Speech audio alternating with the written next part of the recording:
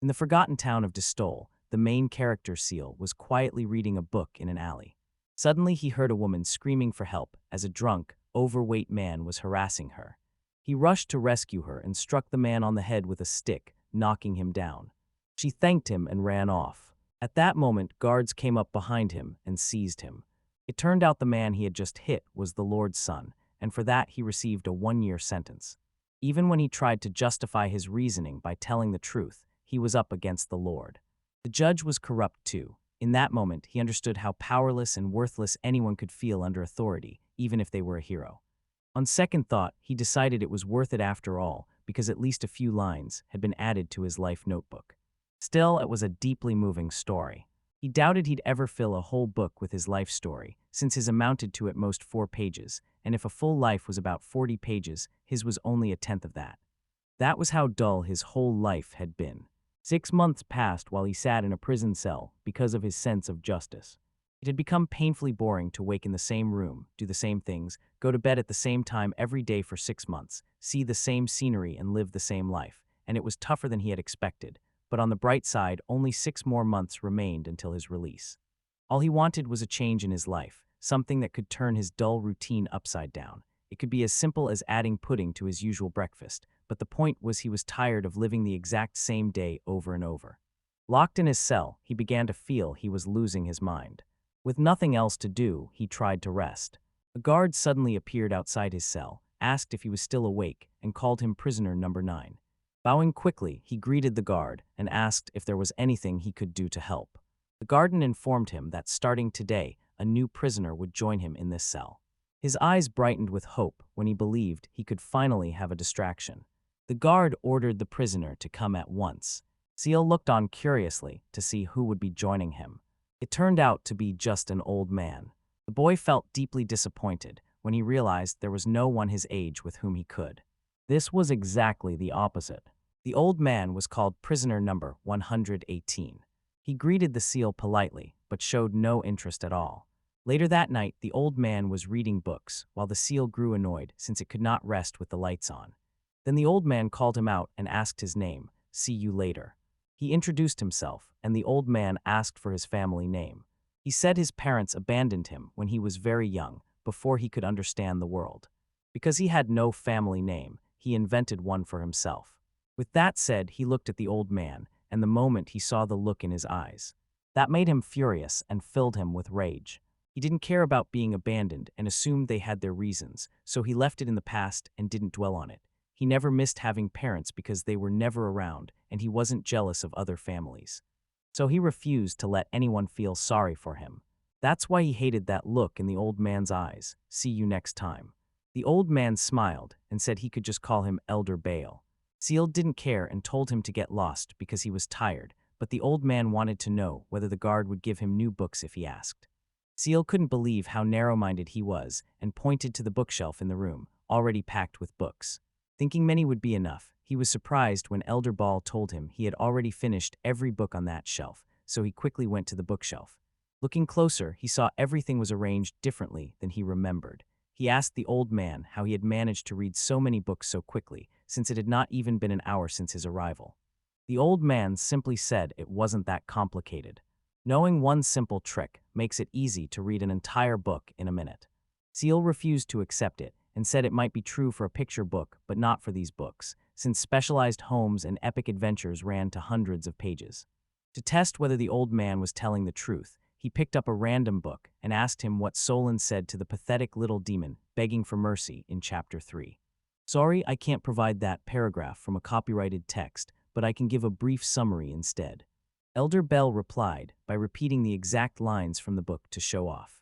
The old man added that the line was written on page 12, lines 7 to 9, and Seal was stunned because not a single word was wrong, so he asked the old man his name again. He introduced himself as Bala Zeta, and Seal then asked him what crimes he had committed that brought him here. He said he had been charged with human experimentation, which sent chills down his spine and left him frozen. At the same time, he felt a growing curiosity inside him. After a long time, his boredom finally began to fade. He pressed the old man to reveal who he was and what job he was doing. He replied that he had done many things before coming here, but his main job was as a sealing mage, and he asked if I could see all of it. He still had no idea what it was, and the old man explained that it was because there was only one sealing mage in the world. So it's only him. When he spoke, Seal immediately sensed the old man before him was unlike anyone he had ever met, radiating an aura he had never seen. That made him think he could be an interesting distraction. Eagerly, he asked what a sealing mage actually does. The old man moved in clothes and stood up, began staring straight into his eyes. When Seal saw the old man's unusual blue and silver eyes, he felt they could see right through everything. The old man turned to her, then smiled and asked him if he was truly that interested in knowing about it. Smirking, Seal replied that of course he was interested, and from that point on, he became the disciple of the old man Balhazada. 6 months after finishing his prison term, Seal reached the outskirts of Distal Town, paused by the sign pointing toward the town and stood in the middle of the river. Thank you very much for your time, and I'll see you in the next video. His companion asked if something was wrong. He admitted he had never in his life ventured beyond the city's barrier or crossed past this sign. His companion took his hand and assured him there was nothing to fear because it was completely safe. Then she pulled him along. As they finally left the town, someone called out, "See you later." They were completely amazed by the view before them.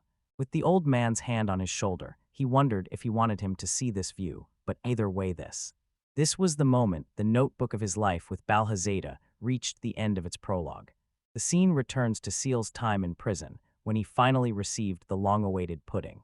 The change he'd been waiting for finally shook up his dull routine. However, just as he was about to put his pudding on his plate, someone came up behind him.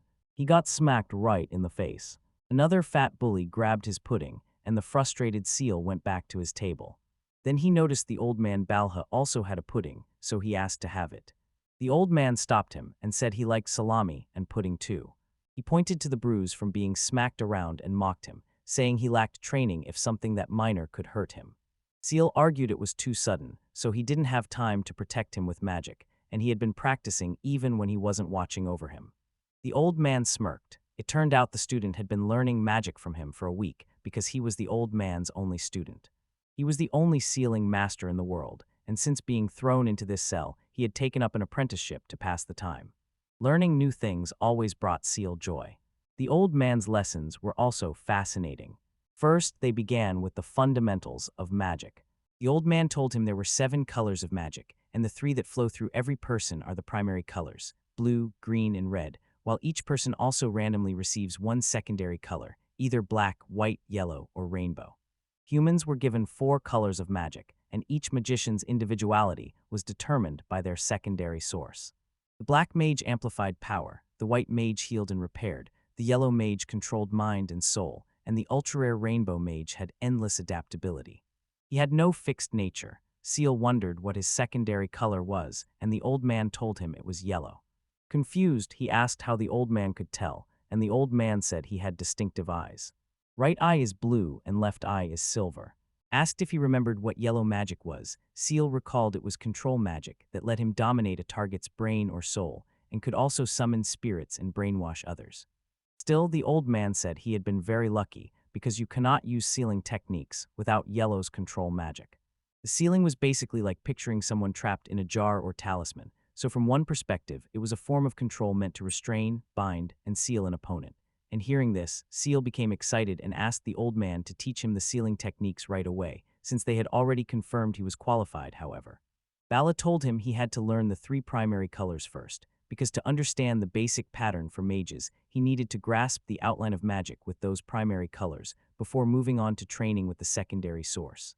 He had to learn to handle the enhancement magic while also manipulating the blue magic. Red magic comes from the heart and blue magic comes from the brain. He had to mix the blue magic from his brain with the red magic from his heart and spread it through his body. Seal senses it, so he closes his eyes and imagines the magic flowing through his heart and mind, spreading throughout his body. Soon he realized it was beyond him. He had never used magic before. Uncertain about what he was doing, he begged his master to explain why he could not do it. The old man casually said he might not have any talent for it. That was not what he wanted to hear. Seal guessed the old man had likely never taken a disciple before, since he was the world's only sealing master. He asked whether red magic existed at all, and the old man answered by charging his fist with magic. He punched the floor so hard it shattered and left him completely stunned. The old man added that when he was the same age, he crushed rocks and even split the sea with his fists. At that moment the seal laughed, and he was sure it was an exaggeration because he had seen many old people embellish their stories of past glory. Old Balva stayed silent and looked him straight in the eye. It made him doubt himself, and he realized he was telling the truth. In his prime, the old man could split the sea itself with his bare fists. Steady and confident, he acted as if he wanted to prove that the picture in his head was real. Not knowing what else to do, Seal decided to keep trying. Training every day for a week after that, he learned to use both red and blue magic well, but he still couldn't react in time. He hardened his face with red magic before the fat bully hit him and kept experimenting with his magic. Seeing that, the old man grew quite curious. Yeah. He asked him if the big guy who had just punched him was the prison leader, and he confirmed that was right. Budamario stood 2 meters tall and weighed 108 kilograms. He always uses the other prisoners as his punching bag and even steals their food, as he did earlier. The old man, on the other hand, asked whether the big guy was strong, and Seal thought he must be. The old man handed him his pudding and said it was the perfect chance to see the results of his week-long training. I wanted Seal to use his red magic and take down that big bully right away. Fired up, he immediately challenged the big guy to a fight. All the men gathered in the bath area, turning it into a battle arena. Before the fight, Seal made it clear he wanted to win the title of the prisoner's boss, and if he won, they would have to cover his chores in his room. An annoyed Buddha Mary said there was no way they would do that. A sidekick said the boss had no reason to join the fight, and Ludamaria suddenly punched him in the face. He slammed him into the wall, furious that a nobody like him took his line, and when another man tried to calm him, it only made things worse. He was about to smash him too. At that moment, Seal interrupted and told him that if Budamario won instead, he was ready to be anything, whether it was a servant or an outright slave. Hearing that, the boss began to imagine what he could get him to do, and with that thought, he charged straight at him in an instant. They were ready to knock him down for good, but Seal managed to react this time. He wasn't very worried because he remembered what the old man said moments earlier. All he had to do was control the red magic with blue magic, and with that he hardened his skull. When Budamario tried to hit it, his entire fist broke. He cried out in pain. Seal was surprised to find he could control his magic now, so he focused the red magic on his head to avoid harming himself, but he still had to protect the rest of his body to prevent the shock from spreading. Moving on, he threw several buckets straight at Budamario. He stood there calmly while the buckets bounced off his fat body. He charged at him again. Seal quickly grabbed one of the buckets and wrapped it in his red magic.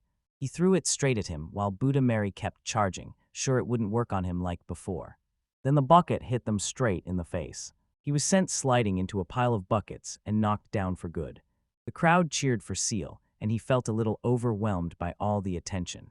Some of them said that just before he threw the last bucket it had flashed red for a second, but they didn't dwell on it and brushed the thought aside, while Seal went to his master, who was enjoying his bath, and with a smirk said to him that people were calling him Mad Dog Seal now.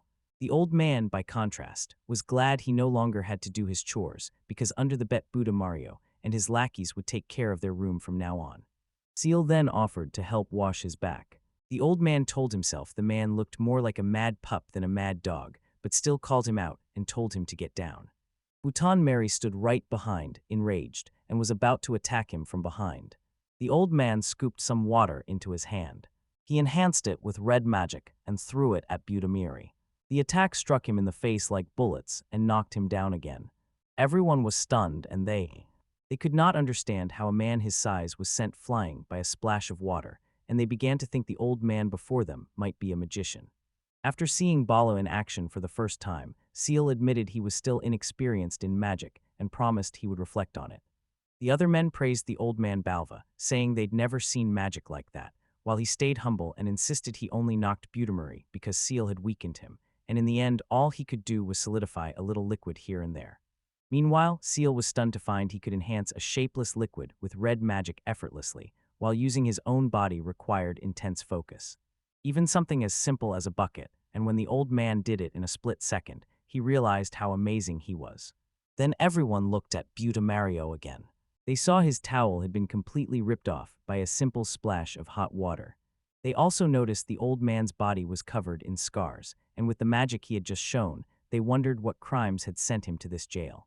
When Seal heard the others, he began to wonder what charges had been brought against him, and then he remembered that old ballad had already told him. Human testing and I'm just thinking about mounting that creep. Sealed grew curious about him as he went to talk with the fallen Buddha Mary. He pointed out the irony of someone who liked to dominate by threatening others, with power being crushed under sheer.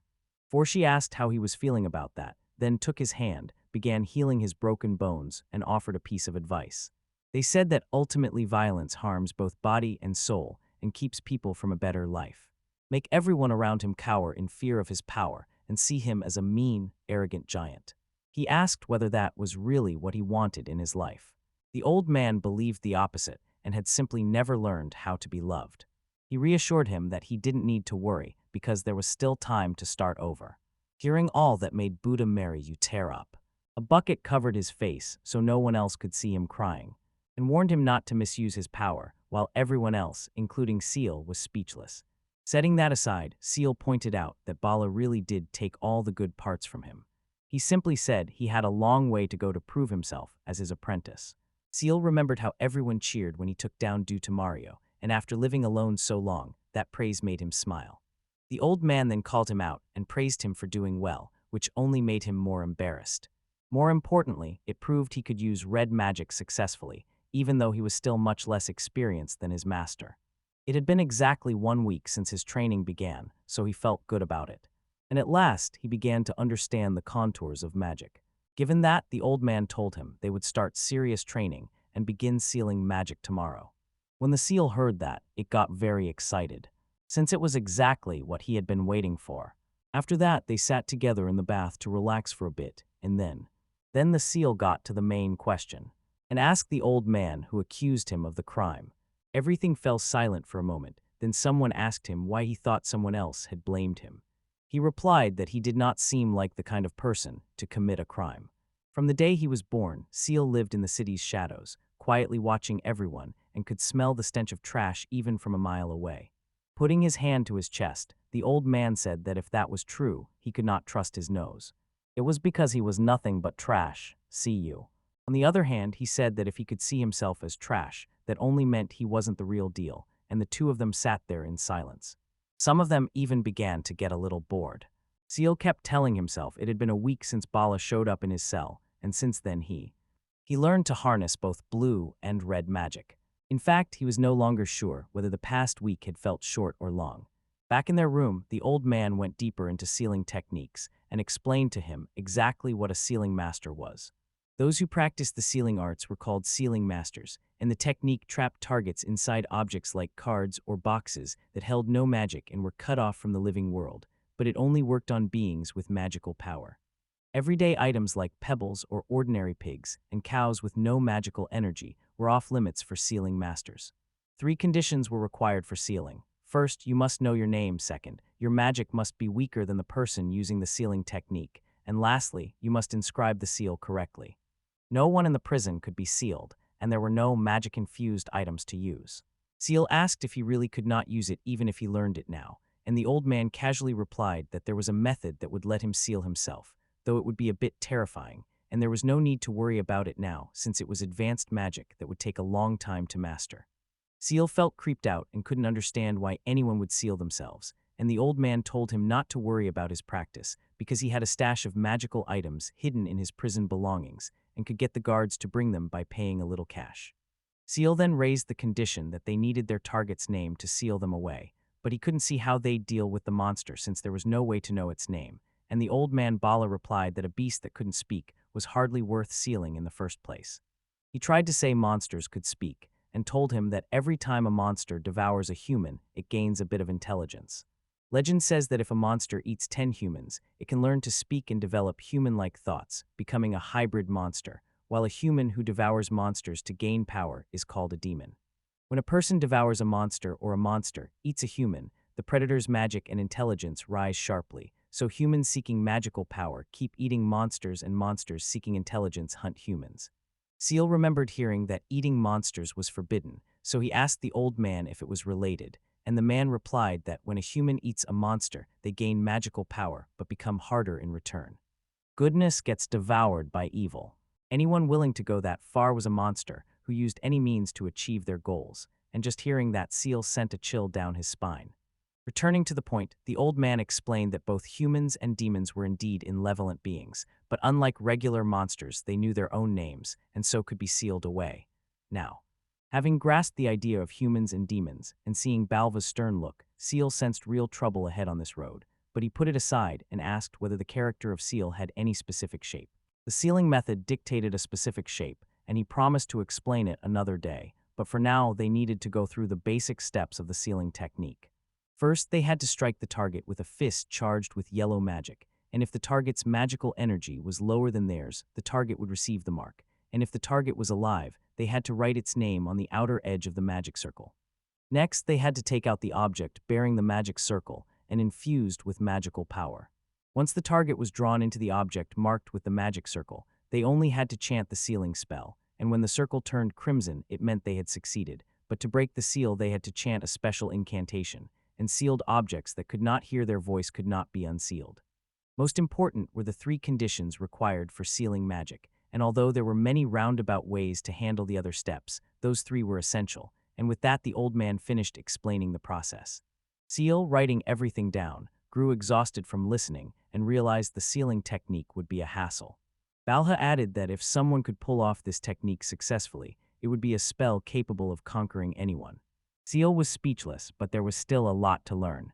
The seal grew more excited because it seemed like the perfect way to pass the time. 8 hours later, he pushed himself a little too hard. It left him completely exhausted, and he thought the old man was terrible at explaining things because it was hard to get the right details from him.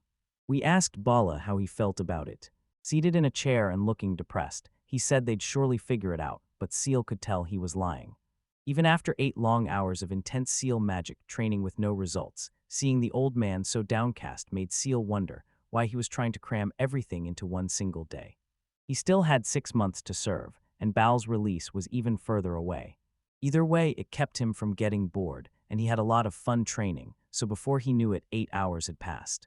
He stepped up to the old man and teased him a little, offering to pat his shoulder. He simply looked at him with a sad smile. Seeing that expression, even the seal began to feel depressed. Unsure how to cheer him up, he gave him a shoulder rub because he had noticed older people often enjoyed it. As he was about to begin, he wasn't sure how anyone would even hand over a shoulder rope. Remembering when a little girl gave a shoulder rub to the old woman at the fruit stand, and the woman clearly enjoyed it, he tried to do the same. In the end, he simply punched the old man in the back. Ball then quickly stopped him, asking him to ease up on the pressure, and Seal understood he was dealing with a fragile old man. You listened to him and slowed down, but then Bala told him it was too weak now. He picked up the pace and went faster, but once again it was too fast, and the old man doubted that he could tell the difference between too strong and too weak. Seal argued he was not at fault because he had never done anything like this before. Come to think of it, he had never touched anyone, having lived alone for as long as he could remember, finally finding the right pace and continuing to rub the old man's shoulder. He asked him why he had agreed to teach him the seal magic. As the only sealing mage in the world, he was sure he had never taken an apprentice before, so he wondered why it was happening now and why it was him. The old man agreed his words were true. The speaker said it was similar to how humans feel the urge to leave behind offspring when facing death. Knowing he had little time left, he wanted to pass his skills to the next generation. From the seal's sound, he could tell those words were not lies. The old man was really running out of time. He remembered the person who used to rub the shoulders of the woman at the fruit stall, and when she died he sympathized with that person's loss. Having never had a family or close friends, he could not grasp the pain of loss. More importantly, he never wanted to understand it. Now seeing the old man's frail body before him, he felt sorry. When the massage ended, the man sat beside Bala, and Bala thanked him. Noticing the expression on his face, he tried to change the subject and asked why he wanted to learn seal magic in the first place. It was just his way of passing the time, he said. Giving up his boring routine surprised Balha a little, and Balha asked whether he truly had any purpose in doing it.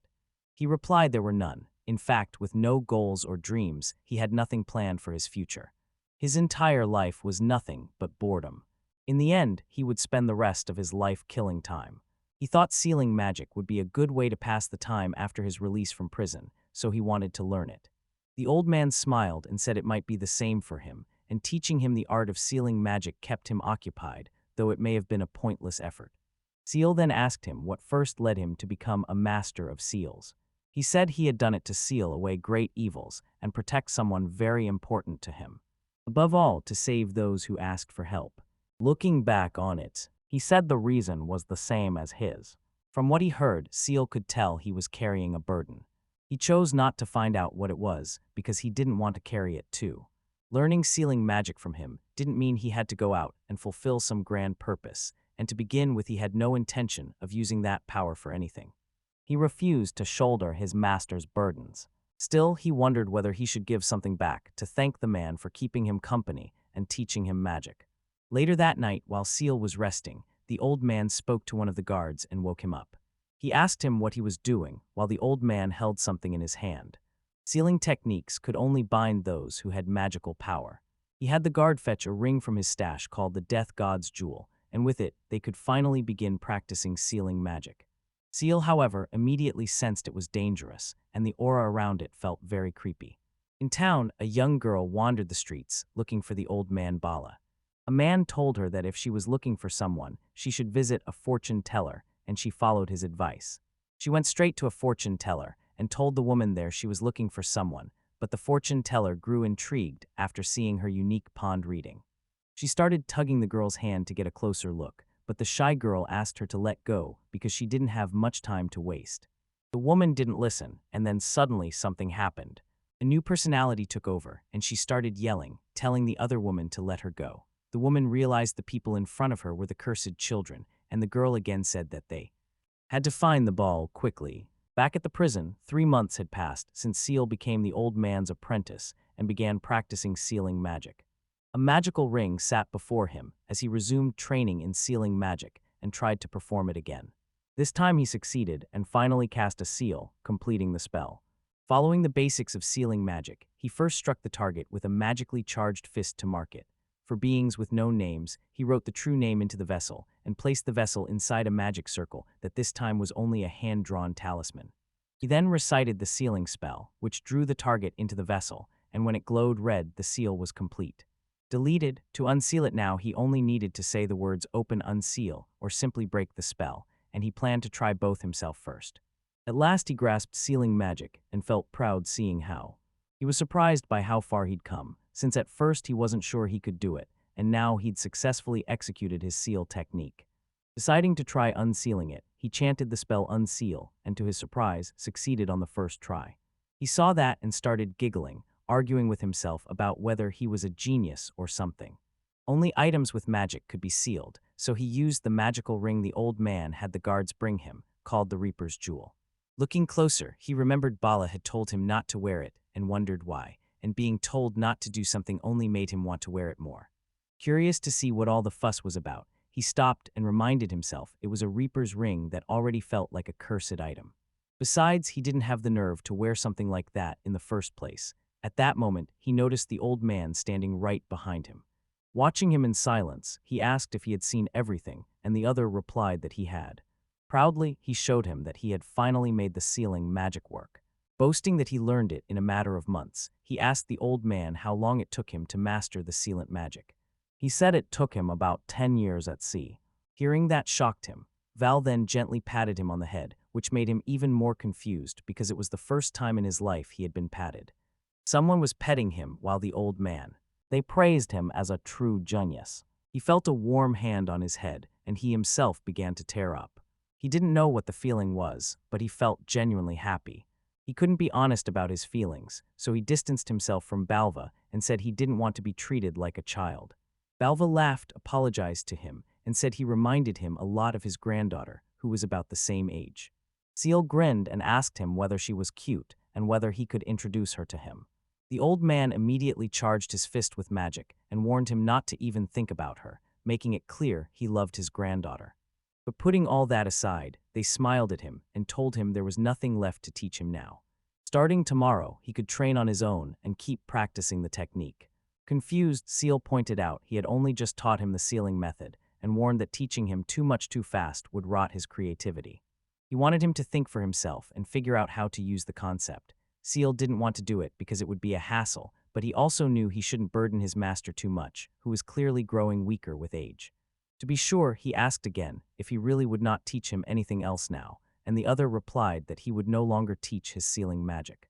With nothing left to teach him, he decided to change things up and tell him various stories. When he started telling him those adventure stories, Seal quickly realized these were not random stories. Indeed, the old man's own adventure follows the stirrer. Racy stories were full of romance, and he spoke with intense joy about the beauty of the world. He never spoke of the dark sides of his adventures and only kept talking about how beautiful the world was. Listening to it all, Seal's heart pounded the whole time because he had never been outside this town and had always feared the outside world. Uncertain about what lay outside, he was afraid and wondered if the old man had seen right through his weak heart. That's why he only told him about the joy of adventuring outside. With a determined look, he promised him that once he left this prison, he would travel the world and see it with his own eyes, which made Ball very happy. About to say they'd do it together, he fell silent, and Seal noticed the look on his face. He had an accomplished, satisfied look on his face. He finished his adventure tales like a boy, but brought them to life like an old man, and his face, briefly boyish again, was genuinely happy. He figured he must be trying to create memories a seal could smile about and talk about. Seeing his fragile body, which had grown steadily more weary over the past few months, he understood that the old man's story might be coming to an end soon, and from that point on, the story of a man named Seal was about to begin. Only 2 months remained on his 1-year sentence, and it had been 4 months since he became the disciple of the world's only sealing master Valhazada, but the old man now looked weaker than ever. Visitors were expected at the prison today, and 4 of them arrived. First came a pompous knight from the kingdom's royal guard who went straight to Valha because she had been looking forward to seeing him again. Surprised to hear he was rotting in a prison cell, she found him looking fairly well now, though clearly bored, and putting that aside she got straight to the point. She demanded he teach her sealing magic. The old man refused outright. Seal felt a bit relieved by his response, and in return for teaching her sealing magic she offered to erase all his sins, free him from this prison immediately, and even pay his tuition fees. She reminded him that his sentence was eternal, and judging by how he looked now, she was sure he would soon die in this filthy jail, while Seal, on the other hand, thought a normal person would accept such terms immediately since his entire life sentence would be wiped clean, and he would also get cash in hand. The point they were discussing was valid, but he again refused the offer and told her to her face that she was not qualified. That made her even more agitated, and she demanded to know why he was keeping such a power secret from everyone and whether he truly had any desire to save humanity. The old man said sealing magic could easily become devil's arts if mishandled. His own master and fellow disciple were cursed by it and fell into darkness. Refusing to let that tragedy repeat, he decided to teach sealing magic only to those he judged worthy. Someone like her, trapped by power, would never be taught. Seal told himself the other was just saying that to look cool, since he taught Seal sealing magic right after they met because they were both bored. Nayam then mentioned his granddaughter, whom she knew would turn 16 this year, and she said she had heard the granddaughter had lost her status at the Magic Academy despite being so close to the top, then asked him if he knew why that happened. His selfish actions caused all this, and it was not only his granddaughter who was hurt. His wife and son also faced scorn because of him, so she gave him one more chance to teach her sealing magic so he could save his family. At that moment, Seal cut her off and told her to shut up because she was starting to annoy him. She looked at him and saw him sitting in the corner reading his book. She called him a sewer rat and warned him not to interrupt matters between adults. He mocked her, saying there was nothing high-level about those weak threats, and that all he saw was a common crook bullying a fragile old man, which deeply offended her. She warned him again to choose his next words carefully. Someone reminded him they lived in completely different worlds, and Seal pointed out that because they were isolated in separate realms, her sword could not reach him. So he mocked her, saying breaking the iron bars to behead him with her sword would only land her in the same vile world behind the bars, and he taunted her to act. Frustrated, she stared into his eyes, but he refused to back down and held his ground. She turned and walked away, but before she left, she warned him he would regret this later. After she left, the second visitor, Pearl, came running and called Bala's name. Pearl was relieved to see Bala was all right but worried at how thin he had become, and the old man bowed to Pearl and thanked him for feeding him, saying it was because of him that he could move into a peaceful cell like this. Pearl apologized to him because he thought that if he had a little more power, they would not be meeting in this rundown prison without a proper meeting room, and Bala told him not to feel bad since he'd actually found something pretty sweet here. Meanwhile, Seal guessed the old man must be an important figure in the kingdom's night order, and Bala then introduced Seal to Pearl as his disciple. As soon as he heard it, Pearl was stunned, unable to believe the legendary sealing mage had taken a disciple. Bala asked him to keep it secret and Pearl agreed, but Pearl still couldn't understand how, after rejecting so many people, the mage had found a disciple so calm in this prison of all places. Facing death changed the old man's mind, and that made Pearl a little emotional. Turning to the Seal, he said he was very jealous, wished him the best of luck, and then took his leave. Next, the third visitor arrived, a tall, beautiful woman. One look at her red eyes and Seal immediately understood she was a witch. She held the old man's hands, and neither of them spoke. They looked at each other with sad eyes. She started to cry and soon left without saying anything. Finally, the fourth visitor arrived, a traveler named Adolfo who got straight to the point and asked the old man if he planned to escape the cell. He was even ready to take down every guard there for his sake. He fixed his gaze on one of the guards, leaving him completely terrified. Bala stopped him and told him to stop joking around like that. He wasn't joking and was determined to take down anyone who came after him. This includes the royal knights. Trying to calm him, the old man repeated that this was not a joke. Adolfo did not want to just sit idle, because he owed him a debt he could not begin to repay. Over such a minor sin, he yelled that he would do literally anything for him. The old man stood his ground and said he had no hesitation in accepting his feat. A gentle smile crossed his face as he looked at him. Adolfo didn't know how to respond to that. Frustrated, he struck the iron bars, and a single punch from him bent one of them. The old man said he could no longer fulfill his role, and Adolfo was asked who would take over then. After a brief silence, the old man said no one needed to take over his role. Adolfo said nothing more, bowed to him, and left. 4 visitors arrived: Knight Neum, Old Knight Pearl, the mysterious witch, and the traveler facing every foe. Seal sensed he would run into the 4 of them again down the road. Another month passed, leaving Seal with only 1 month remaining on his life sentence. Summoned by the chief guard, he stood before her. The head guard handed him a knife. She ordered him to kill Bal Hazeta for her. A little while earlier, he had been in his room studying magic and sealing, while the old man Balho was being arrested. He couldn't come up with any new sealing techniques, but he had several ideas for using the first one he learned, and as he improved, he noticed the old man getting weaker. Barely able to move and unable to gather magic, he had been writing notes and tearing them up for a while, and his expression showed he was writing for his granddaughter. Seal told him to write down everything he wanted to say to her and not overthink it, and even offered to help edit it, but then he heard a thud. Turning around, he saw the old man had fallen from his chair and was struggling to breathe. Seal rushed to him to find out what was wrong and then noticed a strange mark on his chest, but had no idea what it meant. Coming back, the chief guard told Seal that Balda's heart would soon stop. No doctor could help him because the condition could not be treated. It was a curse. Seal was shocked because until then he had only read about curses in books and could not believe they were real. The mark on his chest made him wonder if it was a sign of his curse.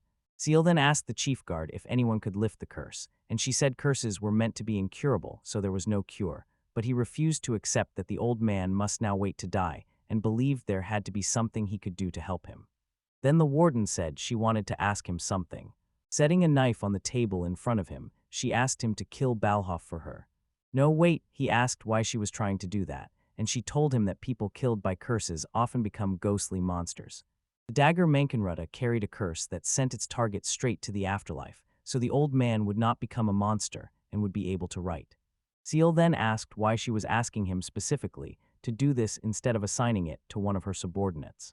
After a brief silence, he realizes she knows the old man personally. Becoming emotional, she admitted the old man had helped her too. Seal realized she had been the one to put him in that safe room and admitted it, but her power could only do so much, and he understood that while killing Bala himself would be hard, it would be worse if a stranger did it, so she refused to order one of her subordinates, and as his apprentice, he had the right to put him down to ease his pain. He slammed the dagger on the table and shouted that he would never do anything like that. She warned him that someone had to do it eventually, because if a sorcerer of his level became a monster, it would be a disaster. Unfazed, he said that when the old man turns into a monster, he would seal him away himself. After that, he left the office and returned to his cell. He asked Bala how he was doing, and Bala said he was feeling better. He had also finished the letter he had been meaning to write to his granddaughter. Then he closed his eyes and looked back on his 79-year journey. Leaving his hometown to chase his dreams, he met a master along the way, became a sealing sorcerer, and threw himself into a life of adventure. Along the way he made friends he could share everything with and found the woman he loved, meeting many people but also saying just as many goodbyes.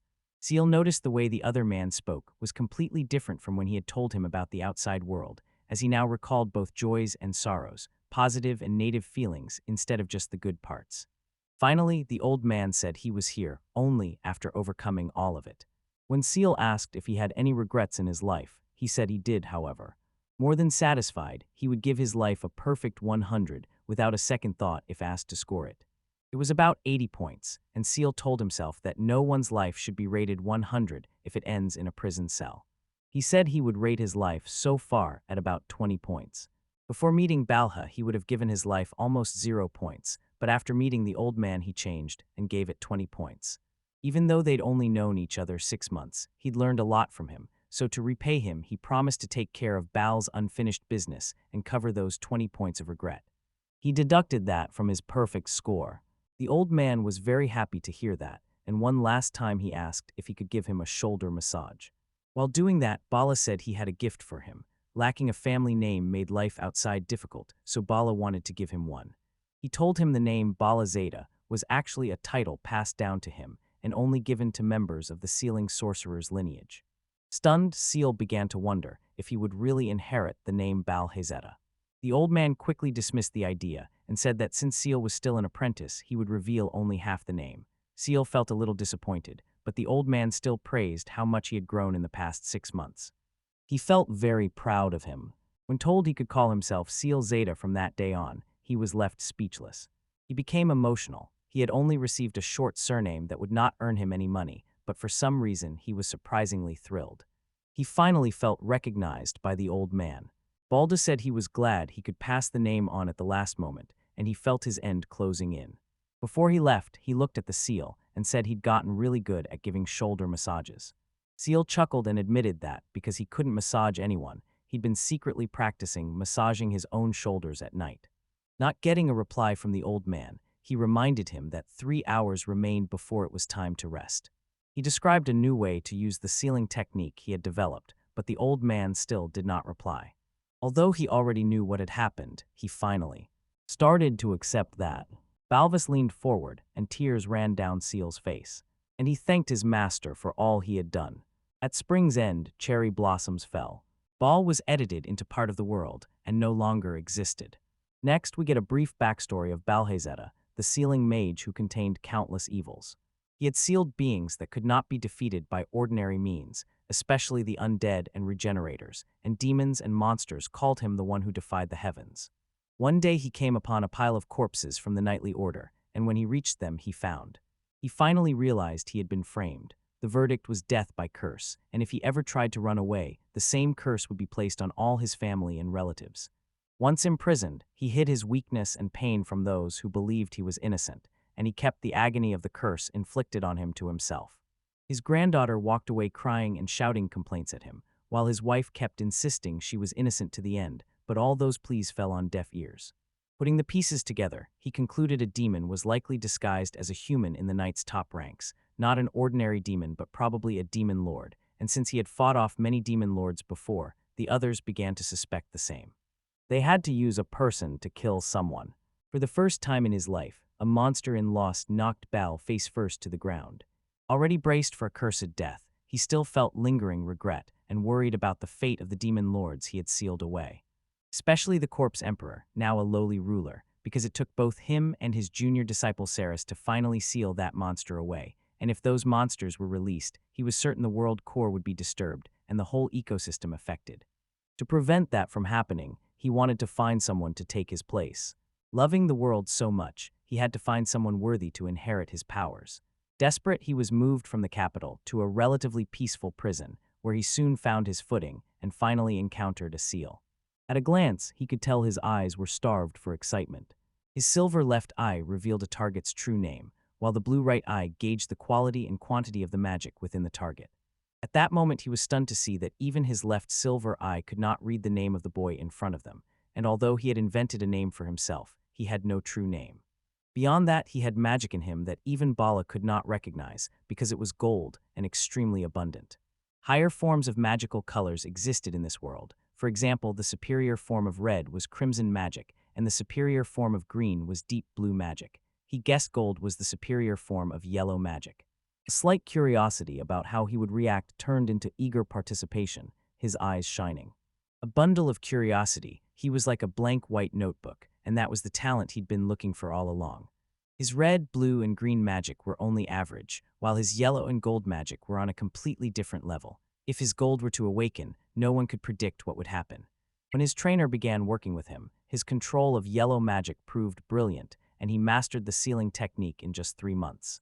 It had taken him 10 years to master it, and during that time, he met countless creators of the sealing arts who all said they wanted it to help the world, become stronger, or protect someone. But the young man before him was different, and when asked why he wanted to learn sealing magic, he said he just wanted a way to kill time.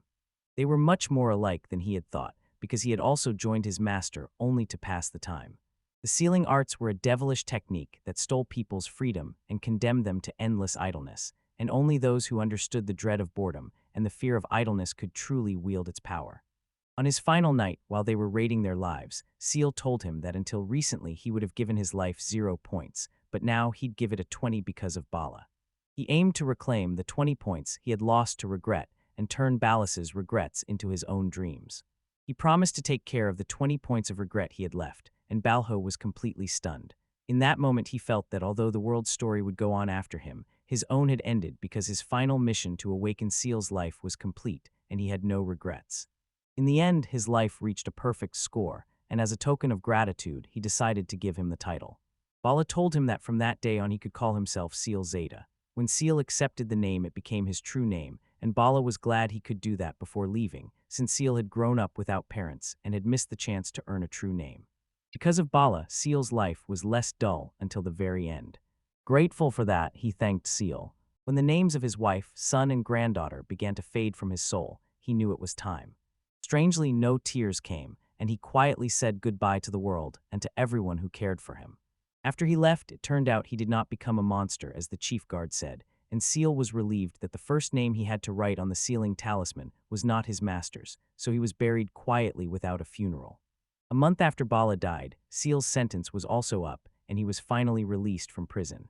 She knew he was lying through his teeth when he thanked the warden for looking after him for a year. Setting that aside, she handed him a letter, and he realized it was the same one the old man had been writing to his granddaughter. Pointing out there was no address, she said she could not deliver it, and he, confused, said she meant he would have to deliver it. She reassured him he needn't worry, told him he wouldn't be doing it for free, and added a bonus to his support fund. So with little choice he agreed and thought it would be a good way to kill time. She pointed out the granddaughter's name on the front as a clue, and when he looked closer, he found another clue that read Magic Academy. Recalling Neem had said several magic academies existed in this world, he figured he'd have to try them all. She gave him a farewell gift before leaving, the demon sword Ruta, a magic item she believed would pair well with his sealing arts. She still had one more thing to pass on to him, despite his thanks. The talisman pouch had come from Balva, and she now wanted him to have it, which made him a little emotional, but he quickly composed himself and tied it proudly at his waist, ready to leave as she wished him luck, and then he remembered he still had not told her his full name. He told her his name was Sealzeda. At last, the sealing mage Sealzeda's life journal begins here. He stepped out into the vast world before him.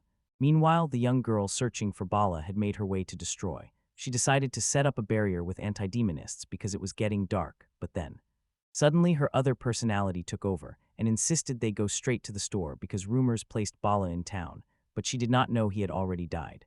In the forgotten town of Distal, Seal packed his things and prepared to leave for the first time in his life, then visited a shop where the only magical item, the iron-hearted spear, was not for sale.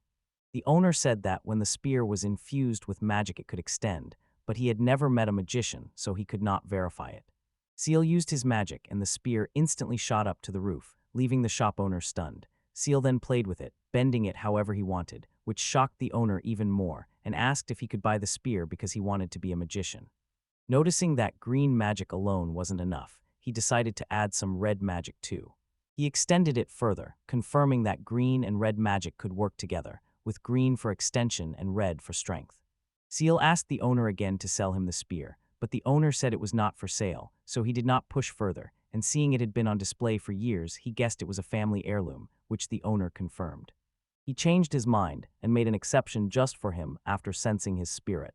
Seal looked confused and asked if it was a trap, but the man said it was not and wanted to give it to him because Seal had saved his daughter. And when Seal still did not understand, the man explained that he had been living apart from his daughter for some time.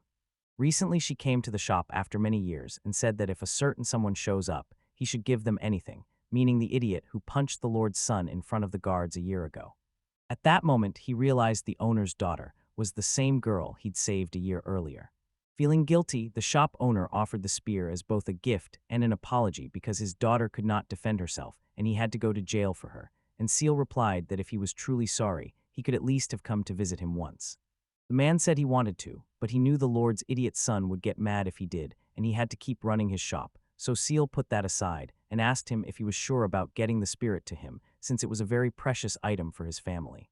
Giving him a thumbs up, the man assured him it was fine, since he had protected something far more important to him. He was surprised because he had thought being a hero would get him nothing in return. It turned out that wasn't the case, so he gladly accepted the spear. The man offered a sheath for the spear, but Seal stopped him and said it wasn't needed, then used his sealing arts to seal the spear inside the talisman.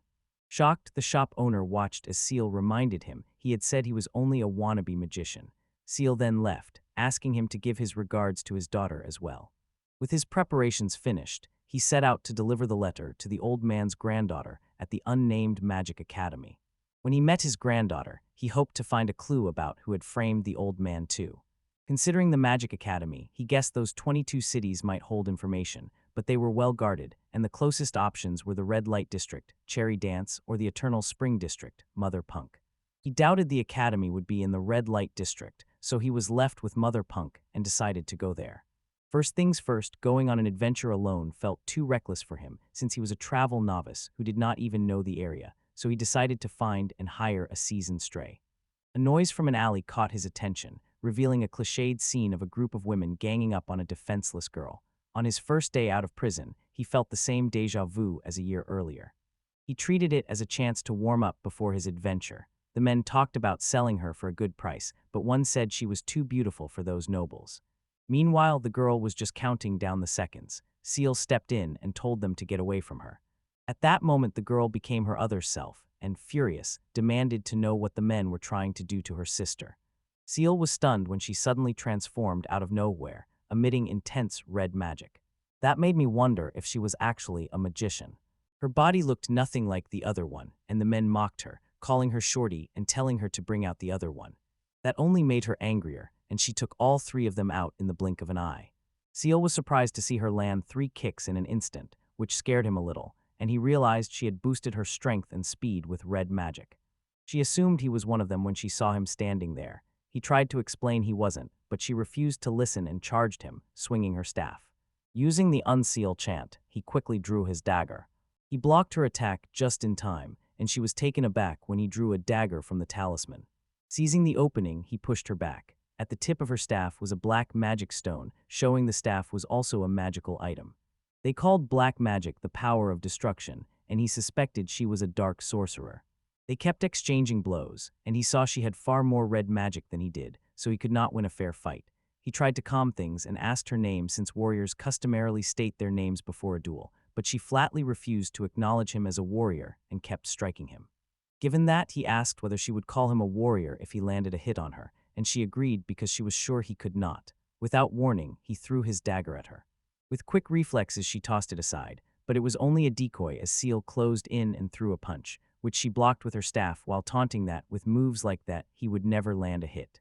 It had gone exactly as he planned, and when he touched her staff he branded it. She stepped back quickly, unsure what the mark meant. She lunged at him again, demanding to know what he planned to do with that mark. As she swung to hit him, he used sealing magic to seal her staff away, leaving her weaponless. He immediately punched her in the stomach, leaving another mark, but he caused no real damage because she had. She concentrated red magic in her abs to protect herself, but he marked her anyway, which made him suspect he was still stronger overall in magic, despite her better control of red magic. She still hadn't noticed the mark, so you reminded her she had promised that if he landed a hit on her, she would recognize him as a warrior and tell him her name. and in return he would tell her where her staff had gone, and she liked that he respected duel etiquette. As confident as Sullivan, she introduced herself and asked his name too. He said his name was Seal Zeta, and his. Hearing the surname, she demanded to know what nonsense he was making up, while he simply wrote her name on the talisman, and a blue globe confirmed she was honest and that it was her real name. Deciding to wrap it up quickly, he agreed to return her staff, but she refused to back down and vowed to break his bones after tearing him apart. Smiling, he said if she was really serious, she would be his first test subject for trapping a living being, and he'd quickly use his sealing technique. As the process continued, both of her personalities started splitting apart as they were sucked in, while Seal had no idea what was happening. Unable to figure out how to stop it, he tried to destroy it. It was already too late, and both were drawn in and sealed away. Late that night in the house, he finally unsealed her, worried about what might have happened to her. Then, as she came back out, seeing him turned away, she jumped onto his back and demanded to know exactly what he had done to her. He told her to get off first because she was completely naked. Embarrassed, she hurried to retrieve the clothes he had left there for her. He noticed the mark he'd put on her stomach had vanished. All weapons and tools remained intact after being unsealed, and he wondered whether the rules were different for sealed beings. She dressed up and told him she had something she wanted to discuss with him as well, but first she wanted to grab something to eat. They went to a tavern and she began by asking who he was. He told her he was a seal master, and she admitted she had never heard of that, but understood he had sealed her inside his talisman. She then had another question, but he interrupted her because it was his turn to ask. He mentioned seeing her transform in the alley and asked what it was. She explained the girl he had seen earlier was her little sister, and at that moment she was living inside her. Both were also known as the children of a curse. Lefton was stunned when she told him it was the curse of yin and yang, the essence of duality, and also known as the curse of the sun god.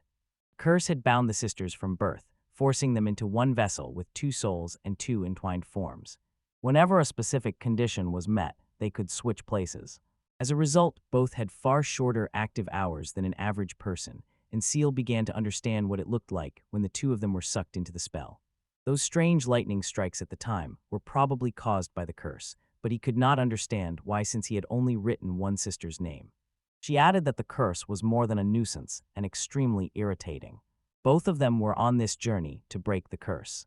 As soon as she said that, Seal said he had heard curses were meant to be unbreakable, and she agreed, noting there was no record in history of a curse being broken. Even so, they wanted to try it because they could not just sit there and do nothing. She heard there was someone in town who could break curses, and because his last name matched hers, she showed him a drawing of Balazetta and asked if he knew anything about him. Surprised that she had come all this way looking for the old man, he told her Balva was his master, and she jumped up, grabbed his collar, and demanded where she could find him while he asked her to calm down first. He told her the old man Bala had died just a month ago, and there was more. He didn't believe he knew how to break the curse, because the curse of death had killed him, so if he could break curses, he would have done it before he died. Devastated, she fell silent for a moment. She said that where there is no fire, there is no smoke. He looked puzzled and asked what she meant, and she added that if his master was truly consumed by the curse, he might have been looking for the same way to break it as she was. She guessed that even if he could not break his curse, he might have been close, and knowing the old man, Seal agreed it was not impossible. She quickly asked if he knew where his house was, but he had no personal information. He did have a lead on where to find his granddaughter, and when she asked about her, he said he was looking for her too. This time she stood up from her chair to join him and help him look for her. It didn't bother him at all because he was just looking for a travel partner, so he would be fine if you agreed. They both shook on it. The next morning, it was time for the little sister to take the dragon's seat. Ash Sullivan introduced herself. She asked Seal why he did not go back home at night even though he was from the town, and he said he had been sleeping outside the city because he was preparing to set sail for Mother Punk. He then asked whether the two sisters could share memories, and she confirmed they could, saying she experienced everything from her older sister's perspective. The sentence left him with many questions, but he put them aside because they had to leave early, and he had heard the valley route was swarming with monsters, so the nights were tied up and it was closed, which meant they had to detour by ship. But Ash said the ship tickets were very expensive and they didn't have enough money. Seal had already bought a single ticket for both of them, and she was surprised to find that. Before they left, he suggested picking up a day's worth of food and asking if she had any meal requests. She shyly said there was one thing she really liked, and he watched her, thinking how different the sisters' personalities were. She told him she loves stir-fried bean sprouts.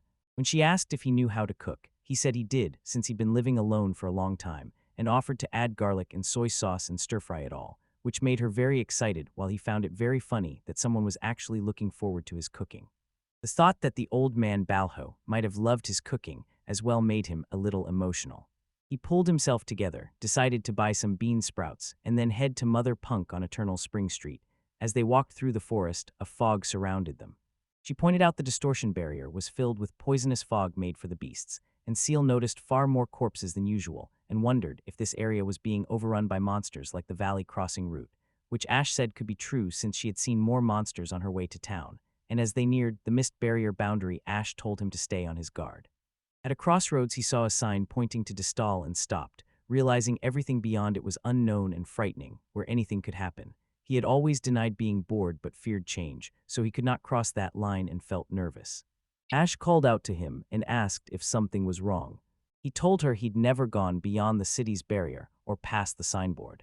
She took his hand and told him he had nothing to fear, and then it would be completely safe. She pulled him with her, and as they exited the forest, massive open fields stretched out before him.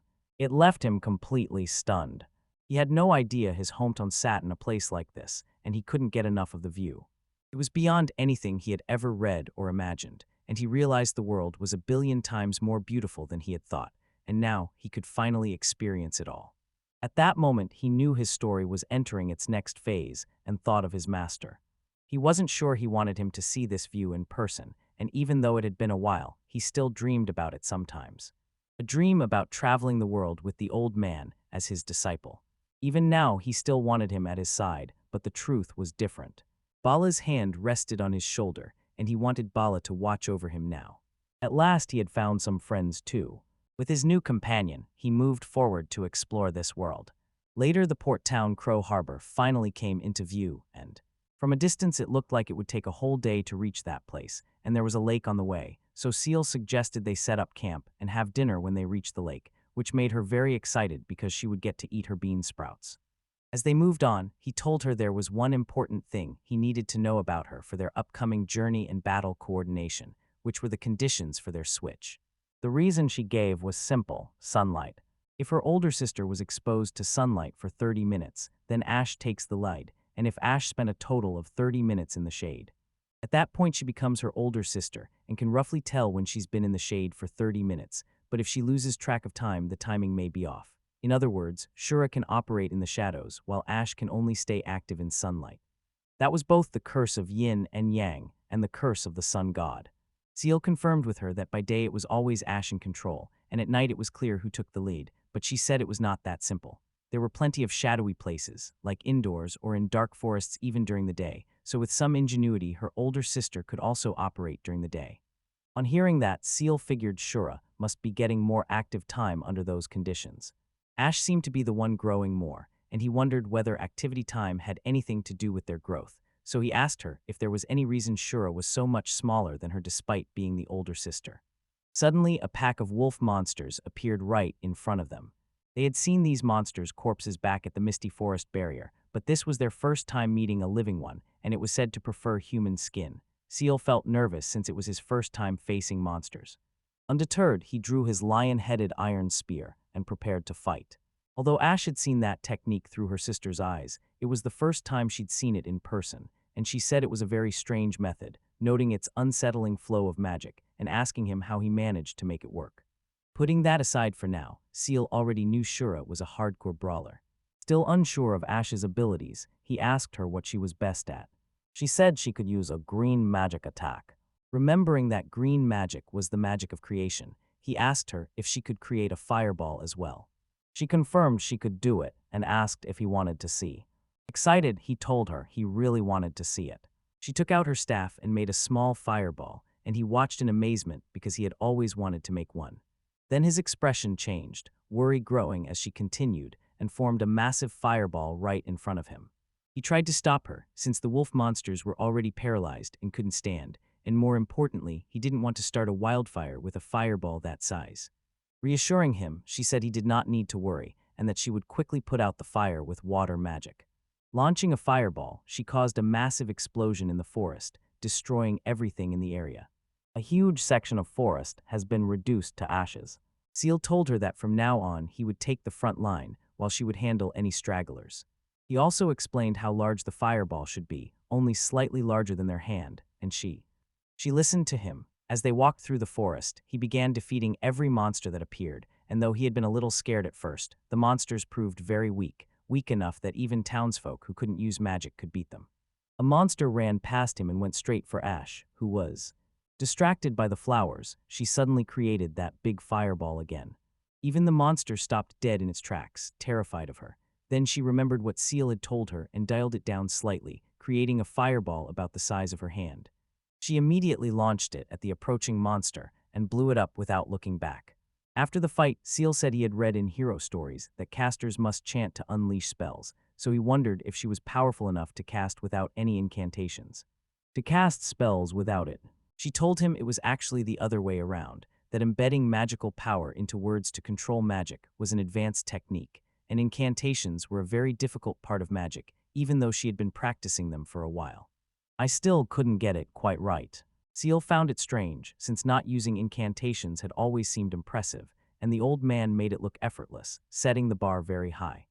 He asked Ash to teach him green magic and formation magic, and she agreed. Seeing the sun was setting, she hurried because she still hadn't eaten. Soon they reached the river and found the perfect spot for their campsite. Ash was only concerned about her bean sprouts because she didn't have much time left. Lighting a fire for him, she told him to get it ready quickly, and he began cooking. The smell alone made her even hungrier. When he finished, he served the bean sprouts he had made for her, and she could hardly believe how delicious they looked. She drooled just looking at it, and Seal, nervous because it was his first time cooking for someone else, warned her it might be a bit spicy. It didn't matter to her, so she simply thanked him for cooking. He was surprised because he'd never expected anyone to enjoy his cooking or look forward to it. She was just about to take her first bite. Night fell and Shura took control. Seal had expected this, but he still could not believe something so cliché had happened, while Shura was overwhelmed with guilt for taking her little sister's favorite meal even though she had done nothing wrong, and Seal felt sorry for them and understood how troublesome the curse was. He asked if they shared stomachs too, and she said that was tricky. Their injuries do not transfer to the other, but they partly share energy intake and aging. It made sense. He realized there was a reason Shura was so much younger. He decided not to dig into it right now since she didn't like being called small, so they just sat down and had dinner. She noticed him staring while she ate, and he quickly apologized, saying it was his first time eating food someone else cooked, and it felt nice. She told him his cooking was excellent. The crunch of the bean sprouts and the wine-softened meat balanced perfectly. Butter-sautéed garlic and peppered soy sauce gave a pleasant aroma. The wild boar smell was gone, leaving only the meat's sweet scent, and Seal was amazed at how specific she was, as she immediately named every ingredient and said her nose was that good. A new scent rose from the bushes, and she grabbed her staff. Seal wondered if it was another wolf monster. She said it wasn't that. The scent was different, and they both went on guard, ready to fight. It wasn't a fight, it was just a man who had been watching all week and crawled out of the bushes. It turned out the man was simply starving, again and again. He collapsed from hunger right in front of them. They handed him some food, and he started gobbling it up, while Shura asked Seal if he decided to give his share of the food to the other man since the other had none, and the man casually said he had been used to hunger since childhood. That was a tragic backstory, and she still had some left in her bowl. She held it out and told him to open his mouth, while he thought it was like an indirect kiss. Even with the spoon and all, he wondered whether she really wasn't too worried about it. Not knowing how to respond, he thanked her and ate from her spoon, thinking she was only trying to act cool and mature while her face told a different story. It had turned completely red and seemed embarrassed about it. The mysterious man finished eating and suddenly grew full of energy, thanking them both for saving his life. Sonata Campbell introduced himself and said he had run out of food and was so desperate he was about to start hunting monsters, and when Shura and Seal introduced themselves, he told them they were very lucky. In a forest like this, they had come across a superstar like him. Neither of them had any idea what he was talking about. It turned out he was a singer, a wandering minstrel, and a traveling bard, and he wanted to show his gratitude to them. Grateful for the stir-fried bean sprouts they gave him, he wanted to give them a song. Bathed in full moonlight, the lake was a perfect stage for him, and he began walking toward it. Seal tried to stop him, warning that he was walking toward water and would fall, but he insisted that even though he might not look like one, he was a magician. Walking on water was effortless for him. Constantly confused, he couldn't believe this was possible. Sonata simply smiled and revealed a symbol on his tongue. He used it to cover his feet with magic and actually stepped onto the water, leaving them both stunned. He began walking on the water as if it were solid ground. They were amazed to see that something like that was possible. Claiming to be an exceptional wizard, he said he could easily create a pillar of fire to light the whole lake. Seal had no doubts and thought such a feat was possible for someone who could walk on water. He proved it, creating fire pillars that rose out of the water, and by then was just flexing in both Seal and Shore, while they still could not read the flow of magic on it at all. With the preparations finished, he welcomed both of them to the night music festival, and they looked forward to his singing. His singing was sheer torture to their ears. Everyone in the area, including the animals and fish, literally began bleeding from their ears. After his singing drained the souls from their bodies, he thanked them for their attention. Still trembling, Seal asked if he was really a bard, and Sonata laughed, saying his singing was so unique ordinary people could not understand it. He handed them a card, and when they asked what it was, he said it was a membership card for his fan club.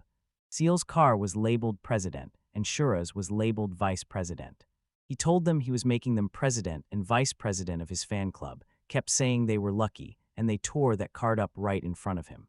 To cheer them up, he suggested a private fan club recital, but they stopped him, and as he was about to leave, Seal asked where he was going in the middle of the night.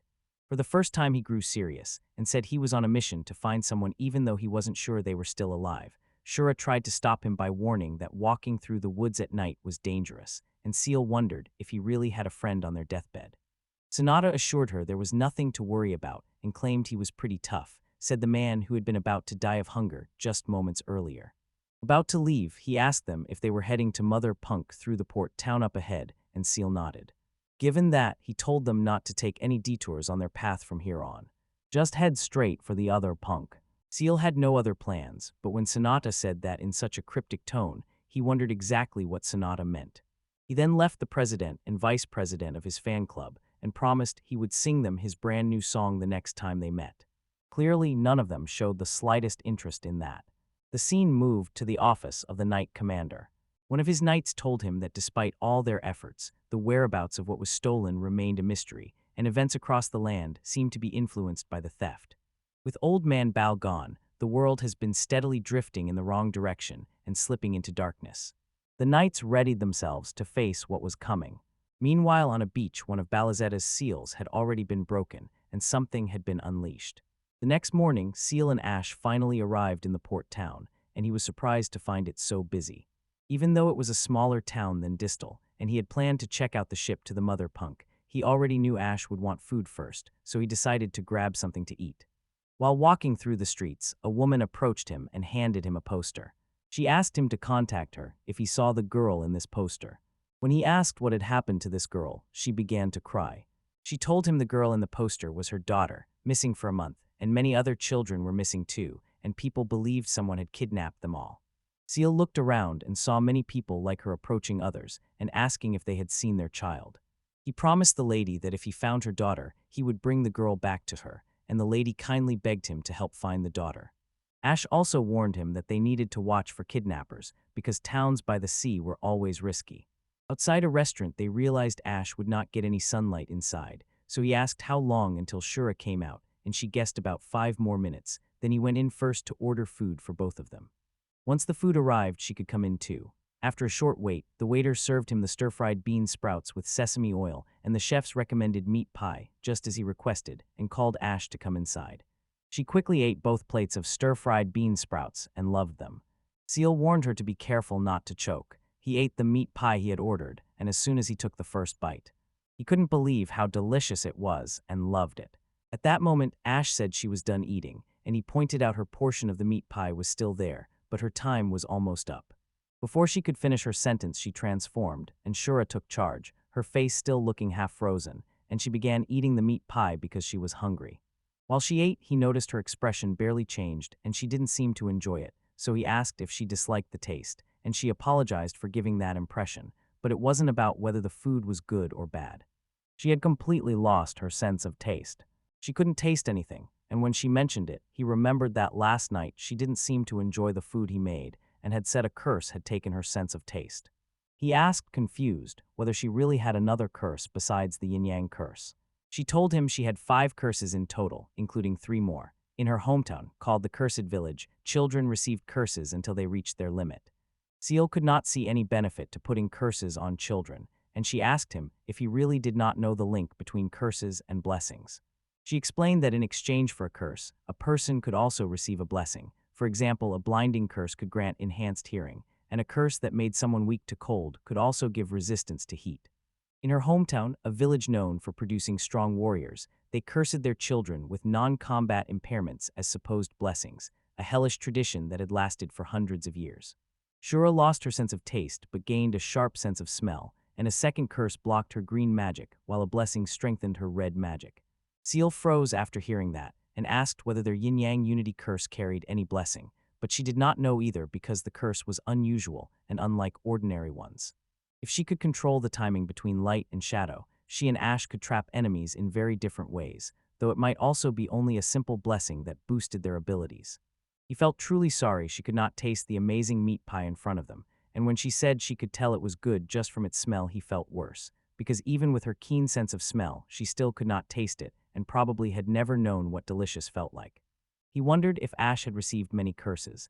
Shura said her younger sister had strong resistance and only carried the yin-yang unity curse, while Shura's weak resistance meant she bore far more curses than Ash. Despite everything, she felt proud of her little sister, and he was surprised at how reliable she was as the older sister despite having so many curses. When she asked if they looked alike, he said that although they were almost opposites, they still looked very similar, like sisters. She told him that neither of them could recognize the other at all. He was completely unprepared and stunned as she explained that even a memory drawing meant to produce an exact portrait, or looking in a mirror, always showed her sister as a blur, and the only confirmation they had of each other's existence.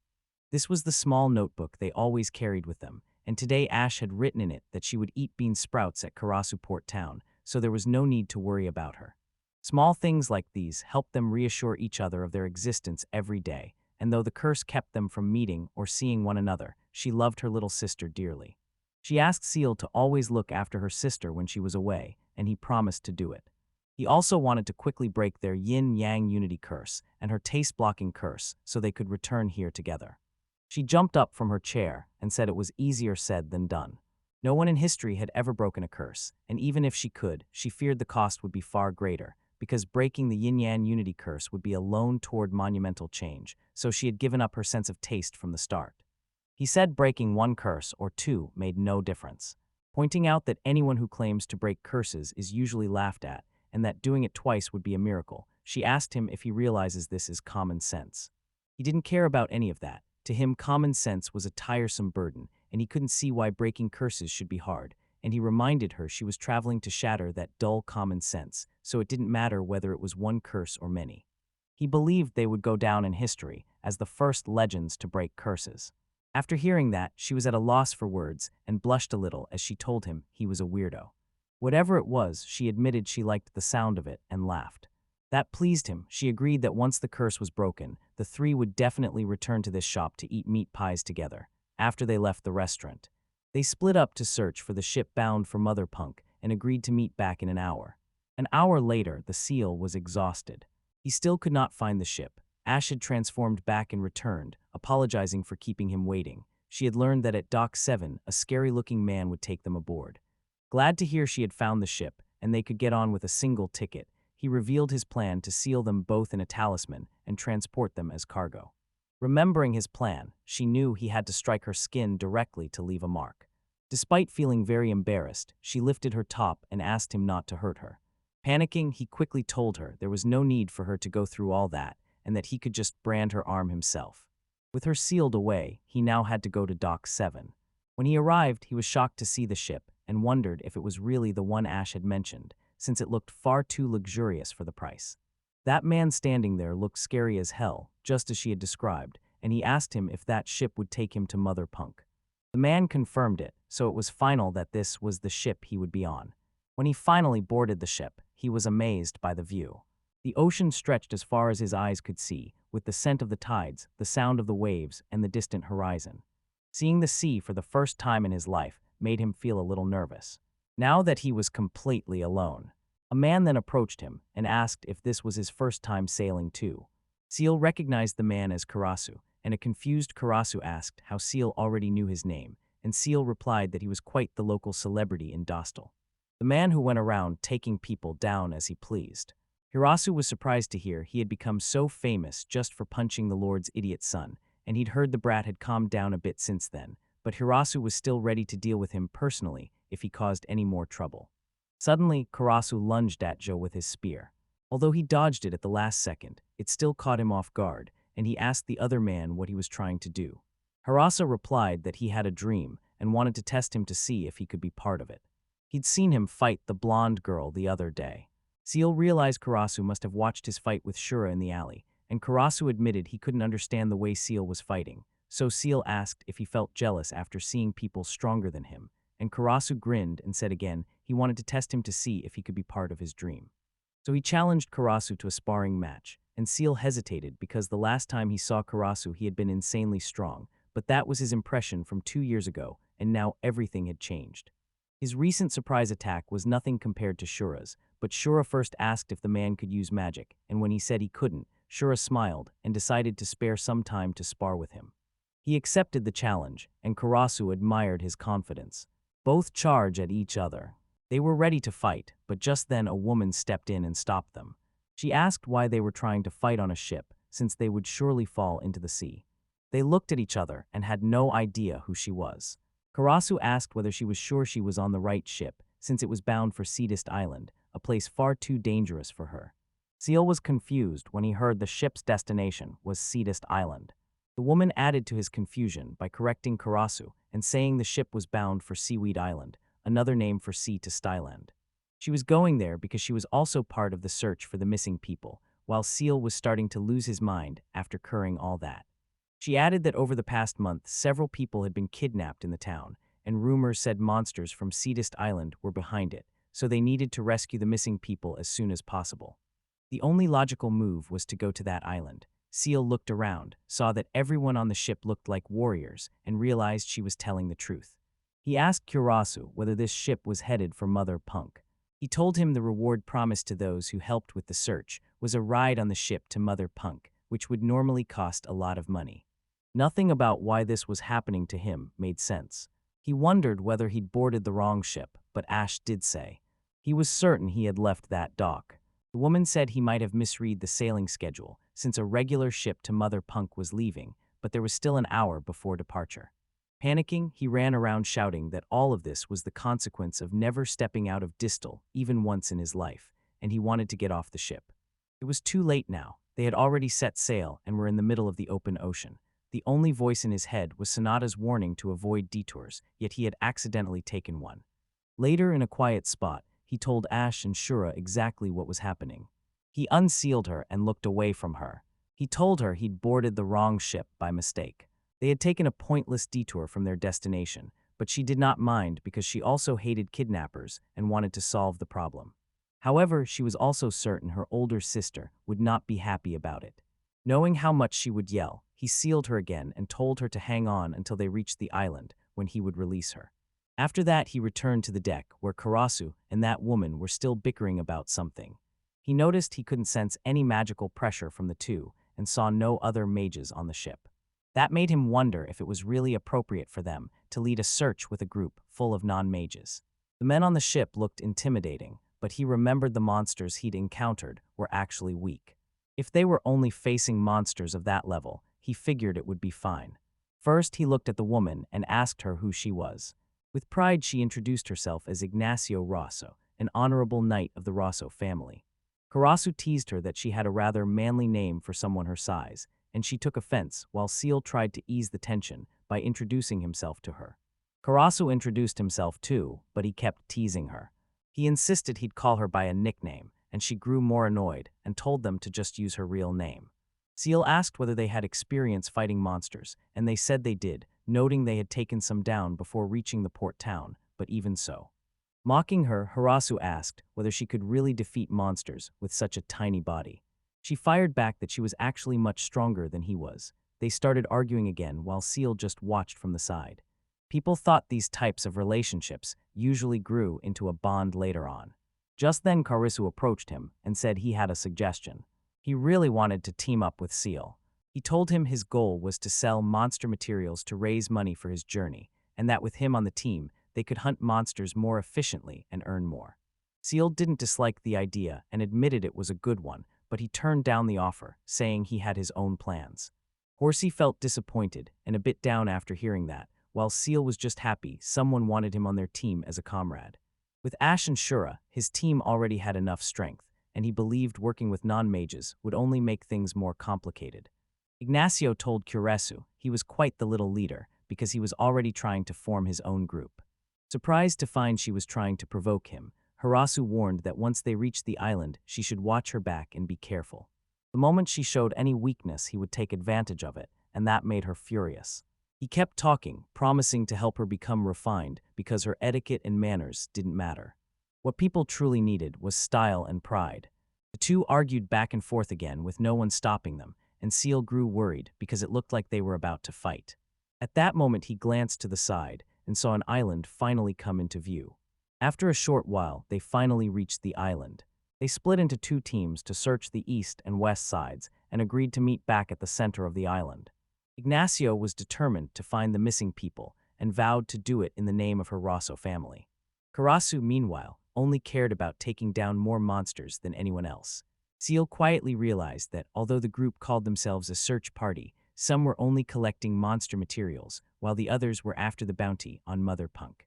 Facing that situation, he knew it would be a hassle and that it had become an unexpected twist because now he had to search for missing people on a monster island. He remembered the woman who had been crying for her daughter and begging him to help find her. Determined to return the missing people to their loved ones. Believing the missing people were somewhere on the island, he knew they would be terrified, so he decided to rescue them immediately, and the search party began combing the island. Suddenly, a large explosion went off just behind them. When they turned around, they saw their ship had been blown up and everyone was completely stunned, now all of you. They were stranded on this monster island with no way to get back. Panic spread as people worried how they would get back and pressed the captain for a rescue plan. The Seal couldn't imagine what kind of monster could sink such a huge ship in an instant. Before facing the enemy, he knew they had to calm the panic quickly, so he told everyone not to worry because the rescue team would arrive once they noticed the ship had not returned. Ignacio said they had a contract to stay on the ship for at least 5 days to do a thorough search of the island, and Horasu added that meant they were looking at least a week. Help would take even longer to arrive, so they had to survive on this deserted island full of monsters, and Ignacio pointed out that with so many tough fighters surviving should not be too difficult since most of the monsters were probably weak. Without warning, something hit her from behind, and others felt it too. It moved at lightning speed and stole something from each of them in an instant. It turned out to be a pair of monsters that had stolen their belongings. Regarding the Seal, they stole the talisman he had used to seal the ash. Quickly boosting his speed with red magic to get it back, he found the monsters too fast and chased after them. Soon he could no longer see them and lost them. Panic rose as he tried to figure out how to save Ash and Shura. Suddenly he stopped in his tracks and ran away. He realized something. First, the shop had been bombed.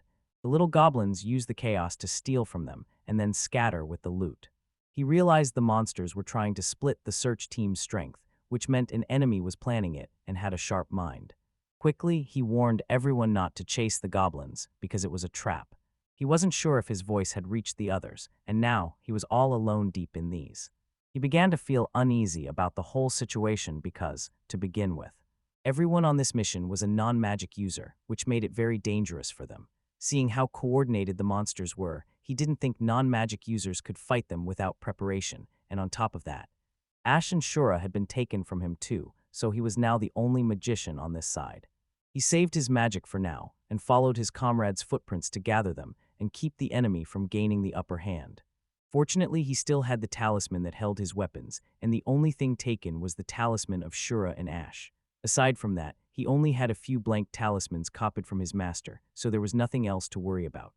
Destroying Ash and Shura's talisman would break the seal and free them both, and he was sure the sisters were more than capable of handling the monster on their own. The goblins might have hidden it somewhere no one could find.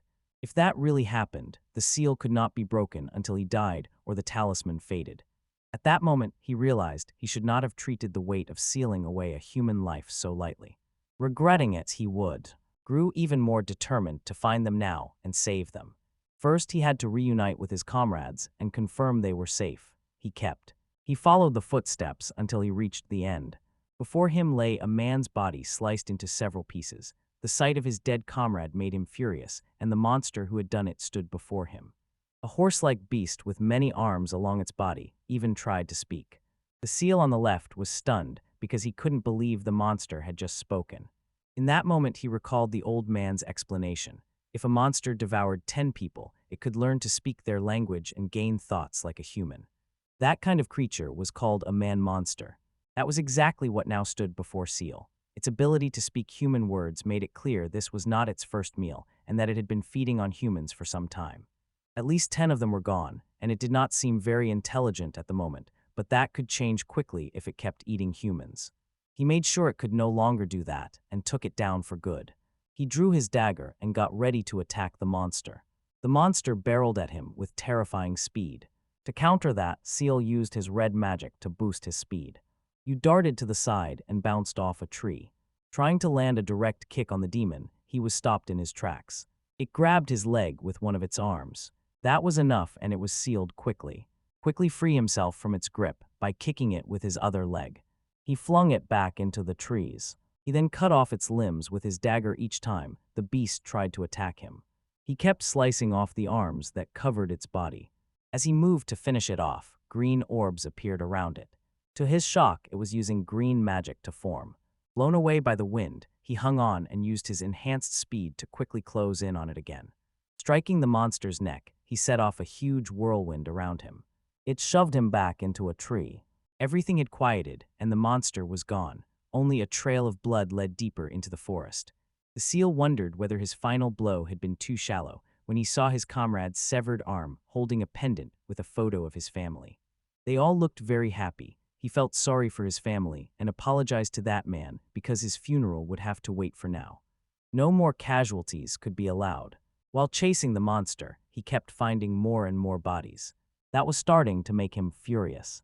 Not even 30 minutes had passed before the beast's wounds were healed, and no trace of its blood remained. On top of that, it kept getting sneakier and left no traces, and as it continued to devour more humans, Seal began to wonder if it was getting smarter. If that were true, he was no longer sure he could take it down alone.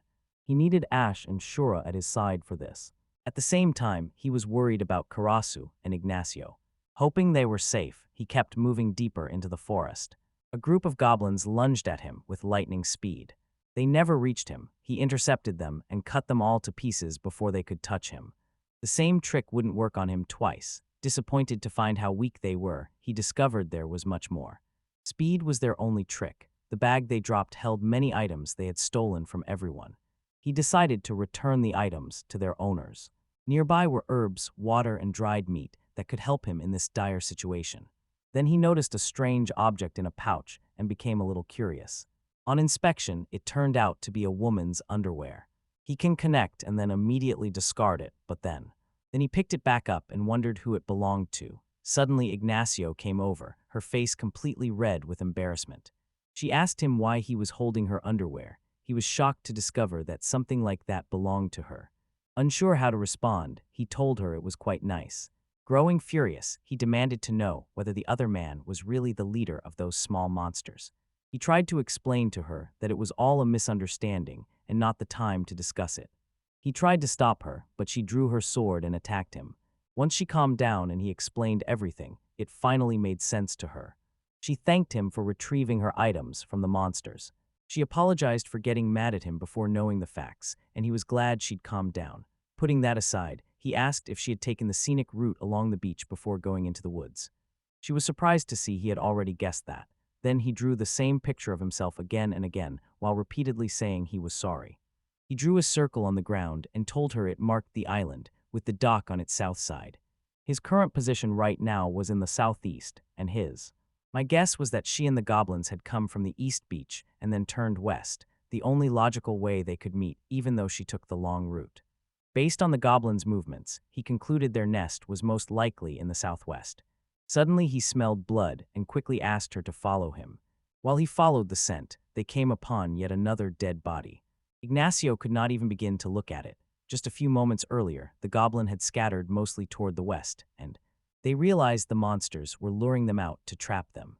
Ignacio was horrified when he found out, realizing that if she had chased those goblins any further, her feet would have matched the man's in front of them.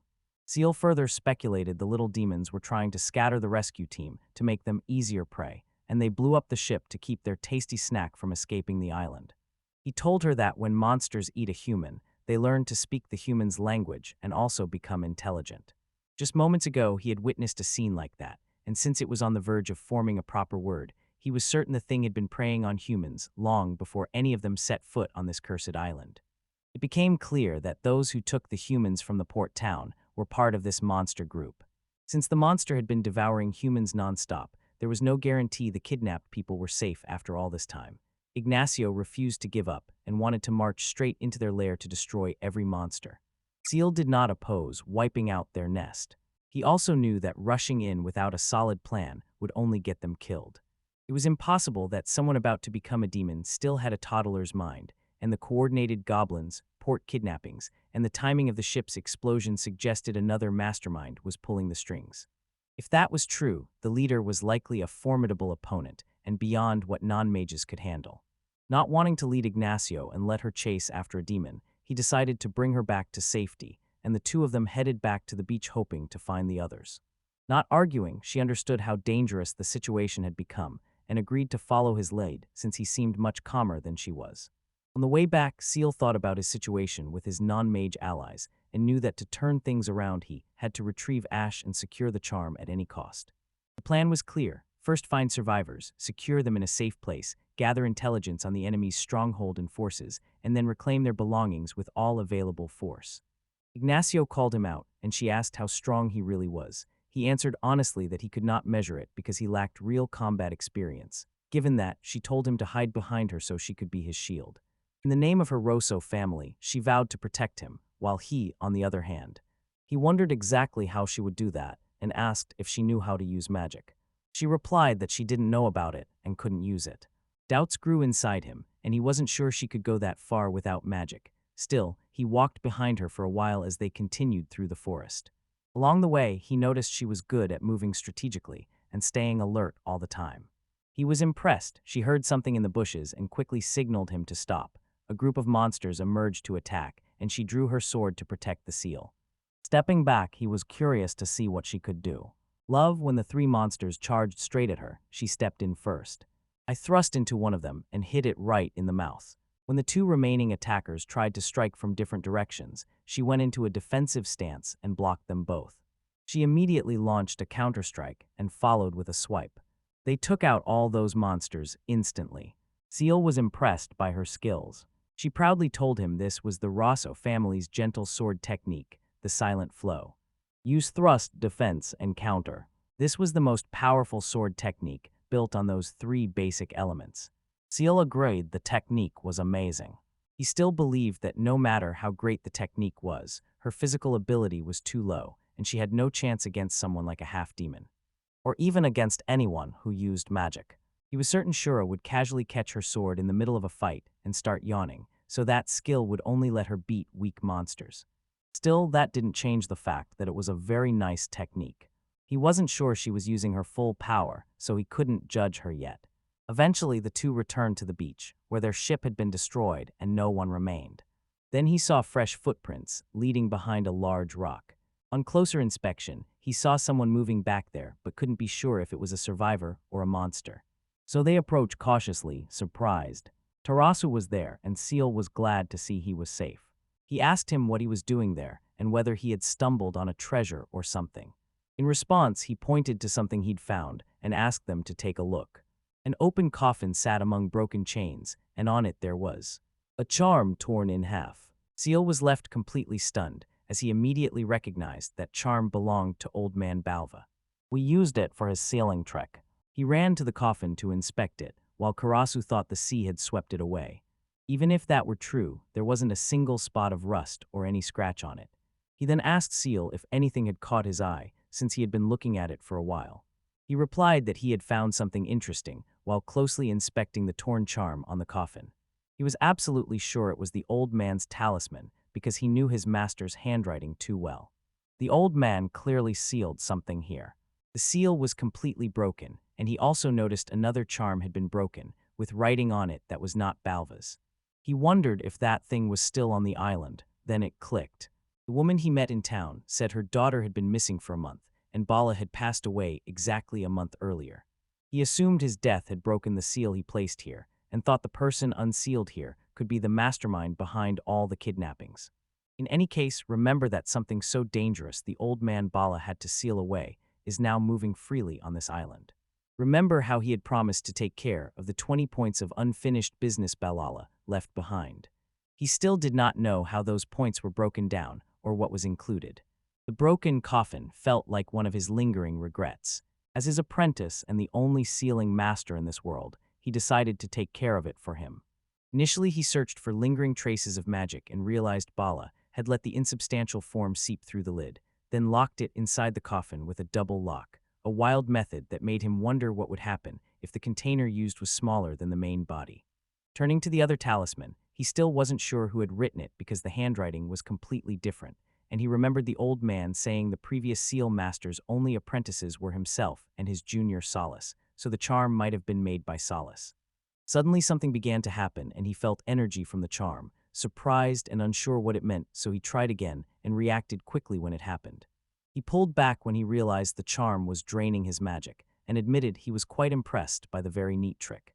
This meant the being sealed inside probably had its magic completely drained, so it should be weaker now than when the old man faced it. Determined, he vowed to seal that thing away as the world's only sealing master. Meanwhile, Ignacio also noticed the charm on the coffin and felt she had seen that pattern somewhere before. Dismissing the thought because they had more important things to do, she asked Seal if he knew what any of this meant, and he wondered how much he should tell them, so he simply said there was not much to tell. Without wasting a second, she told them to search for the others first, worried that while they inspected the empty coffin more victims might be in the forest. Kurasu said he wasn't sure where the other survivors were, but he had found the enemy base by following a goblin's trail. He invited them to join him because he had found some good hiding spots. Naturally, both agreed to follow him. They pushed deeper into the forest. They ran into a couple of monsters, and this time Kurasu wanted to show them his skills. He told them to watch him, then charged in with his spear. He wiped out the two monsters without breaking a sweat, and then asked if they liked his moves. Meanwhile, Seal was lost in thought, pondering something. Seeing both in action made him realize that if Ignacio embodied softness, Kurasu was the vice, and although his spear work wasn't refined, his sheer strength made it powerful. He knew that harnessing magic and combining it with their skill would put them on a whole different level. Those of us who noticed something in his mind heard him say he was nothing compared to Seal, and he kept repeating that he was nothing compared to Seal. As a result, he wanted him to be the team's captain. Ignacio didn't object either, since she had seen firsthand that he could make precise judgments. He was a bit shocked but agreed to take on that role and told them to follow his order from now on. Before they moved on, Hiresu showed them a leaf called a hiding robe. It had sap on the underside, and to show them how it worked, he slapped the leaf onto Ignacio's face. Angry, she ran after him as he kept teasing her. After they finally calmed down, he told them to put it on because it camouflaged them from monsters, and to cover themselves with sand to hide their scent so no small monster would alert the enemy. She asked him how to learn about all this, but he said they shouldn't dig into it right now. Seal thought Kurasu was the sort of man who could fight 20 men at once and still walk away unhurt, and he was famous in town for that, so it would not be surprising if he was also involved in shady business. After they covered themselves completely with the leaves and immediately saw it work when a pair of goblins walked right past without noticing. Then he warned them to be on their guard as they neared the enemy's hideout. At that moment, he noticed a group of monsters heading toward them. He quickly signaled the two to stop, and they were shocked to see these were not the ordinary monsters they'd been fighting in the forest because the creatures were wielding weapons and had straightened up a little. Harasad tells guests they must be the hideout's guards, while Seal takes a different view, and pointed out that the goblins might have grown smarter from feasting on humans.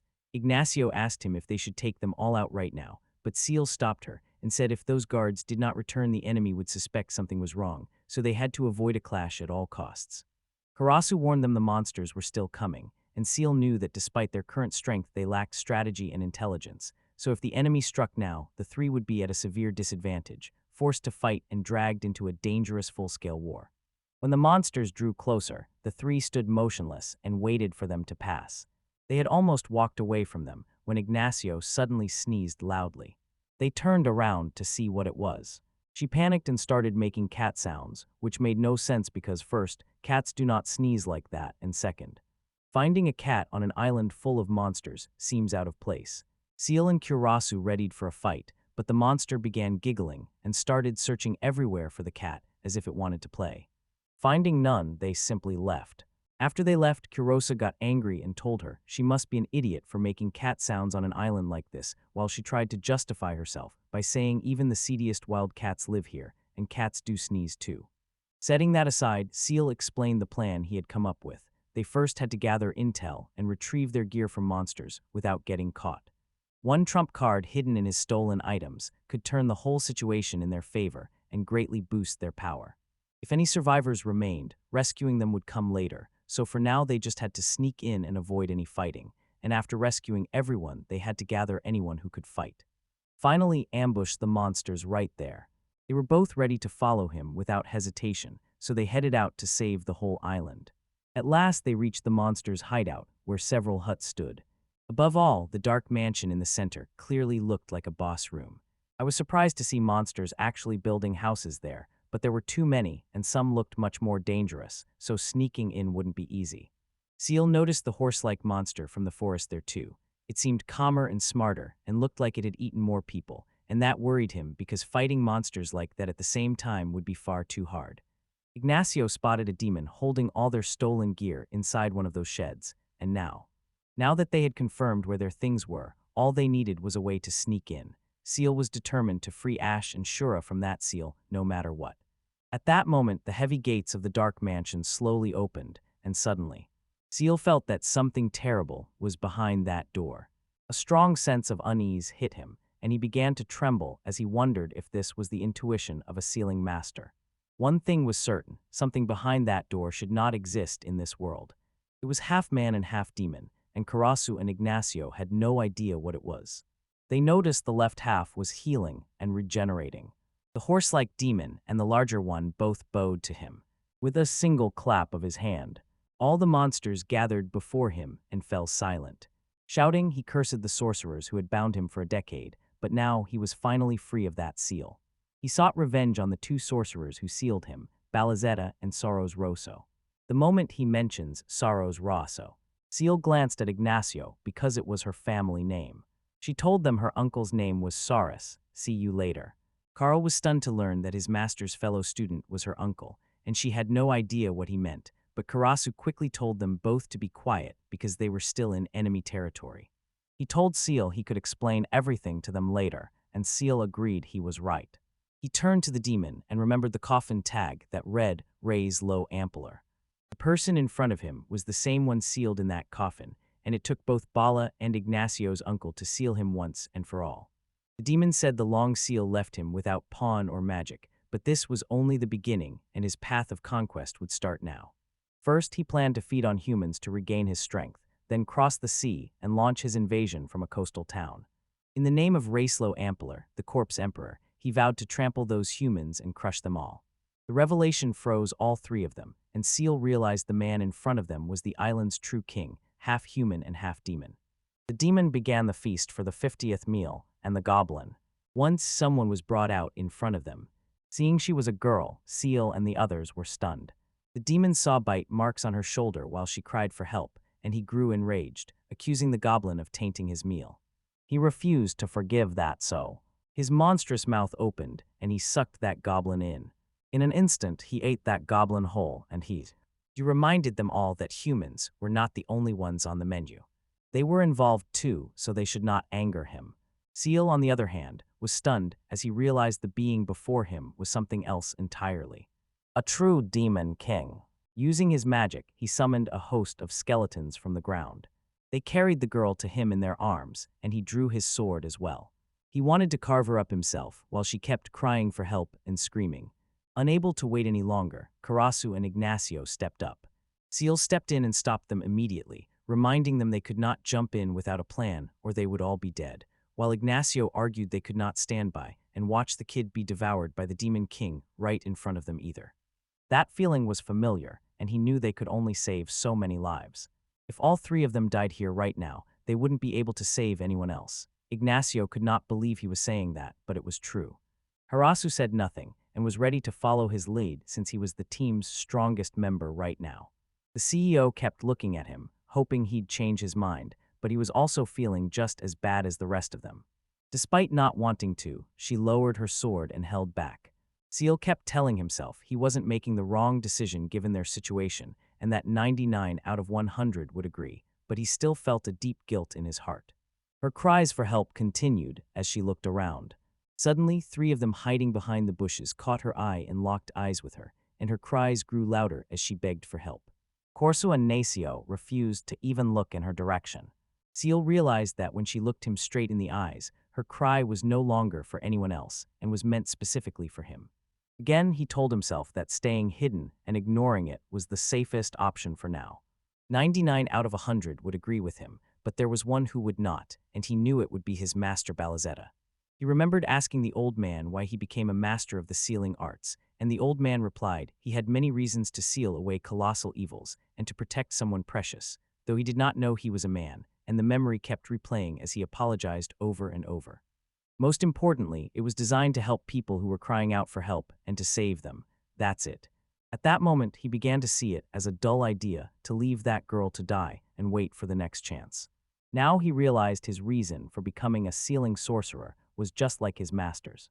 Laughing, he said he really hates boredom. No boring stories belonged in his life notebook.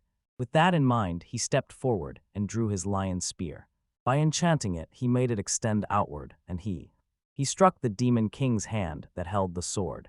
It had been knocked or dropped, and now he knew someone was hiding among them. Karasu and Ignacio were glad to see him do it and praised him. He realized they now fully understood the situation he had put them in. For some reason, he no longer cared about that, and all his hesitation had gone, leaving his body feeling very light. Deciding to go in to save the girl, he told them both that when he tossed her to them, they should take the child and wait by the shore. Karasu asked what he planned to do. He said his job was to draw the monsters away and open an escape route, and when Ignacio asked if he had a plan, he admitted he had none but could improvise. Use red magic to enhance the whole body. Charging straight ahead with his spear, he cut down every goblin and skeleton in his path. At last he reached the girl and quickly pulled her away. Grieving her, he gripped the spear tightly and infused it with magic, causing it to extend. He literally threw her to Karasu Ignacio. They remained behind the bushes. With the rescue mission over, he had to focus on surviving and watch out for 3 targets. The Demon King himself was included, but he refused to interfere. He just wanted to watch and fight to survive, which made Seal a little glad. At that moment, the giant tried to stomp him, but he dodged. There was also a horse charging a magic spell. His gaze landed on the shack, holding all the stolen goods. He had to run fast, as the horses attacked him from behind. The blast obliterated the entire shack. He worried that if the talisman was torn by the attack, the seal would break and Ash would be completely surrounded by all these monsters. However, before he could even think, the giant stood right in front of him, and it raised its fist to strike him, and just as he tried to sidestep, skeleton arms emerged from the ground and gripped his legs, leaving him unable to move while the Demon King watched and laughed, clearly refusing to intervene. Cecil realized how foolish he'd been to believe what the man said, and he was about to be hit. He wondered if this was really the end of his life notebook. Suddenly Shura stepped in to help him, stopping that fist, and he was surprised to see her there, since he had expected Ash to be unsealed. They began climbing over the giant's arm. She moves closer to its face and taunts it. He hit it square in the face and knocked it down with one punch. Seal praised her for the incredible feat, but she told him to look away. He obeyed at once. She suddenly felt a creepy sensation all over her body, and the Demon King was now interested in her, unable to believe he had missed such an amazing feast. He snapped his fingers and summoned his army of skeletons and goblins, surrounding both of them. He ordered them all to advance at once, wanting to see both torn apart, flesh by flesh. All the monsters charged toward them, and they managed to take out the ones in front of them. There were simply too many of them, and they were coming from all directions, so they decided to run and create a small opening. They sprinted away, and he told her to hold on to him because he had an escape plan. Despite being naked and deeply embarrassed, she agreed when she saw the monsters still chasing them. He asked her to channel all her red magic into the spear while he reached for the green magic, and as they did so the spear rose until it touched the sky. From there they could see the whole island. Seal was surprised at how much it stretched, and that only confirmed how incredible red magic was, but that was not the end. The monsters kept climbing the spear and chasing them, but that posed no problem. Using his sealing magic, he sealed the staff inside the charm. Not thinking it through, he found them in the sky with nothing holding them, and when it began falling straight toward the ocean, he used raid magic to soften their landing. Shura grabbed him and used her magic to kick the air just as they were about to hit the sea, changing their trajectory. They crash-landed on the beach. When he asked why, she said the sea had monsters too, and his talisman might have gotten wet and stopped working. He admitted she had a point, and she walked over to ask if he was okay. He told her he wasn't hurt because he'd protected himself with magic, and the sand had cushioned him. She was glad to hear that because it meant she could now beat him up all she wanted, and punched him so hard it sent him flying into the air. She wanted him to understand how embarrassed he made her feel when she found herself naked and surrounded by those monsters. Later, he gave her his cloak. She calmed down a little, and he explained everything that had happened while she was sealed away. She could not believe he had put them in such a situation, and he could not really argue. Now that she was by his side again, he was sure the situation wouldn't be so bad. Grateful, he thanked her for saving his life earlier, and she blushed slightly. They finally got back to where Karasu Ignacio was, and were relieved to see he was fine. Just behind them was the little girl, and Karasu praised him for proving he was their commander by surviving that situation, while Ignacio, on the other hand, was quick. She hugged him quickly, relieved to see he was safe and sound. A little surprised, he saw that side of her as she cried in his arms. Shura grew annoyed by what she saw and stepped between them to separate them. Harasu recognized her at once as the girl he'd seen in that alley, but Shira had no idea who he was. Seal introduced her to him as the companion he had mentioned to her earlier, and he had actually seen their fight at Dostal. He also introduced Ignacio to her, and Karasu asked when she had arrived on the island, and she replied she had arrived just a few moments earlier. Seal then noticed the kid they had rescued sitting in the corner and asked her if she was feeling okay now. Arasu told him she was finally calming down a little, but she was still trembling, so it would take some time before she could get back up. Ignacio admitted what he'd realized in the earlier fight. If they left the island now, it might be beyond repair. The girl they had just rescued from the monsters was Frederica, a junior mage in the rules of the Sea Guild who had some magic skills. While hunting sea monsters, she managed an uninhabited island. Her island's adventurers got a request to exterminate monsters on Cedar Dust Island, but the anonymous client and the large reward made it feel too suspicious. She felt uneasy and asked the adventurers if they would be safe, and they said it would be fine since the master himself approved it, joking that if anything happened they could count on her, but her fear came true when that squad never returned. 3 days after they lost contact, a second squad that included Federica was sent to land stealthily on the island's northwest side. As soon as they landed, the same thing happened. First their ship was destroyed, then goblins stole their belongings, and they chased after the goblins.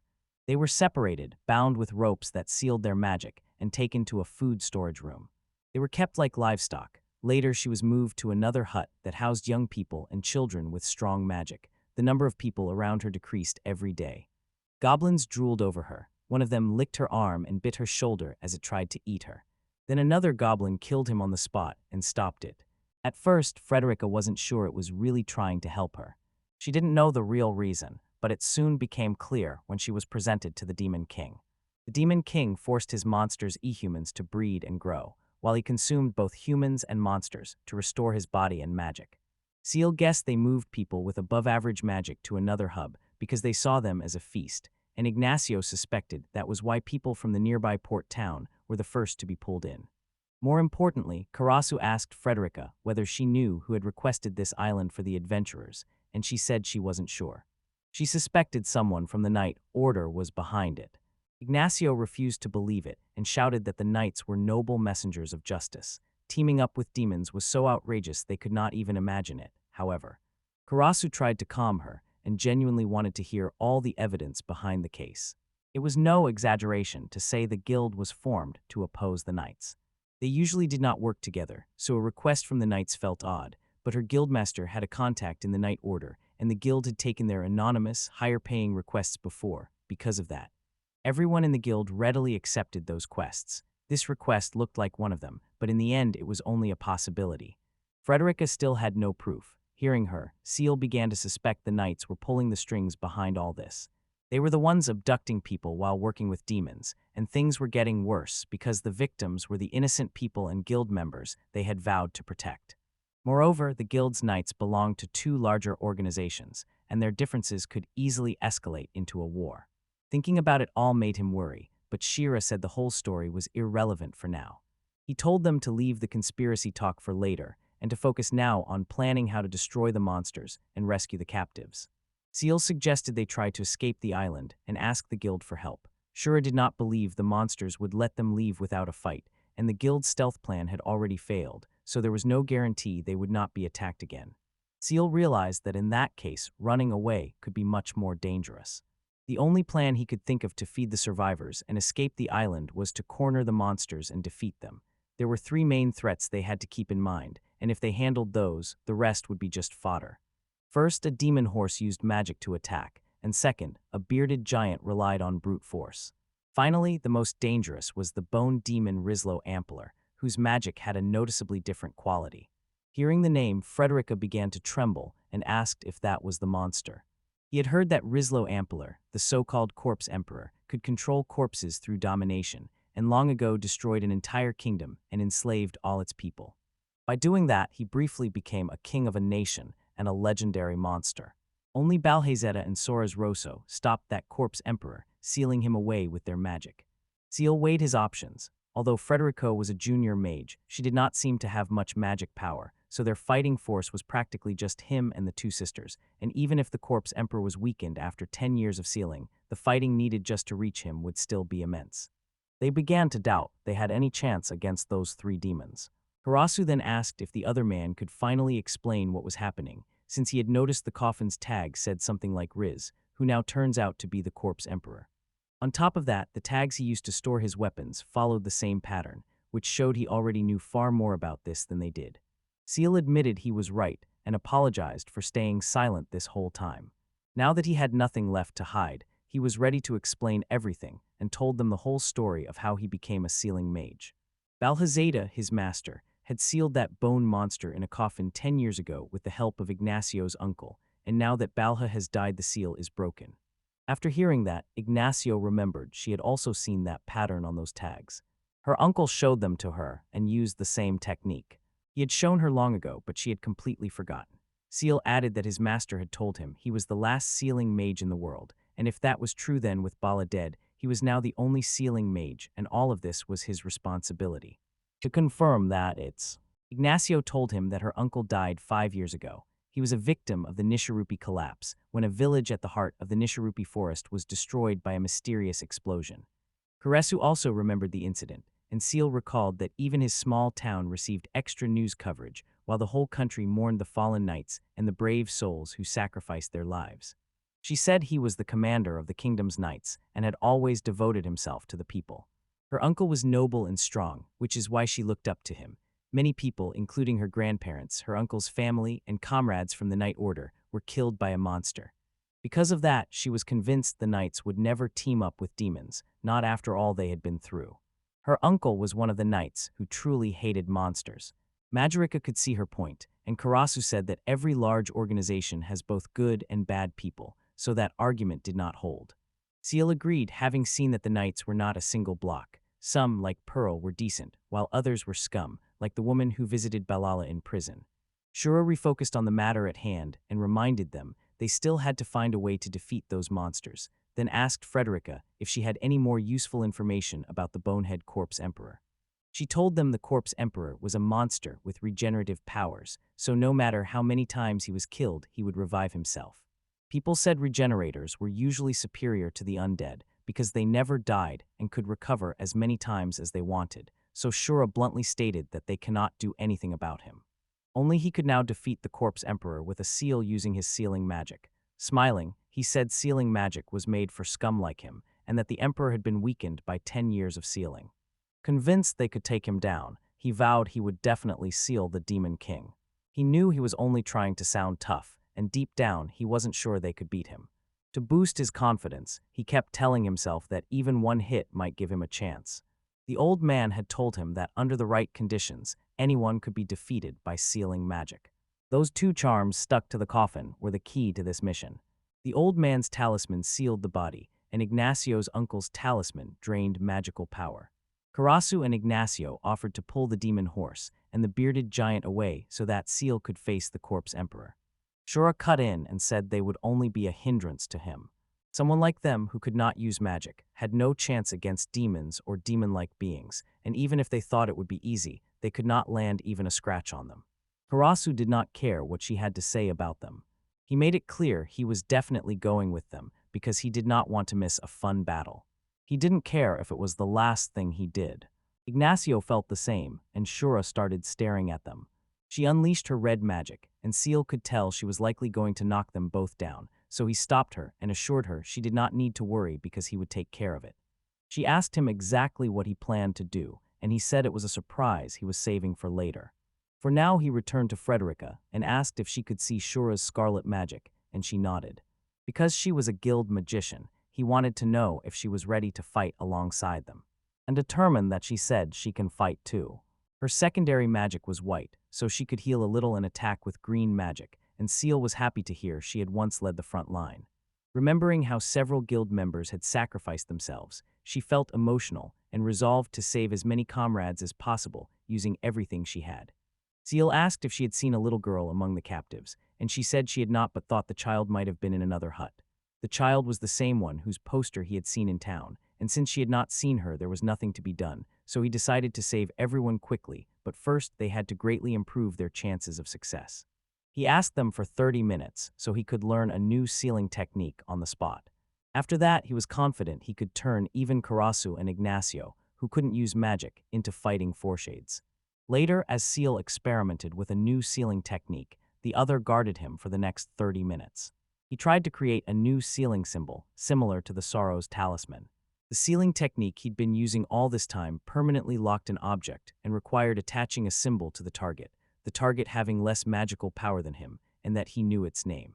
He figured dividing the target might reduce the strain on his soul, body, or magic power.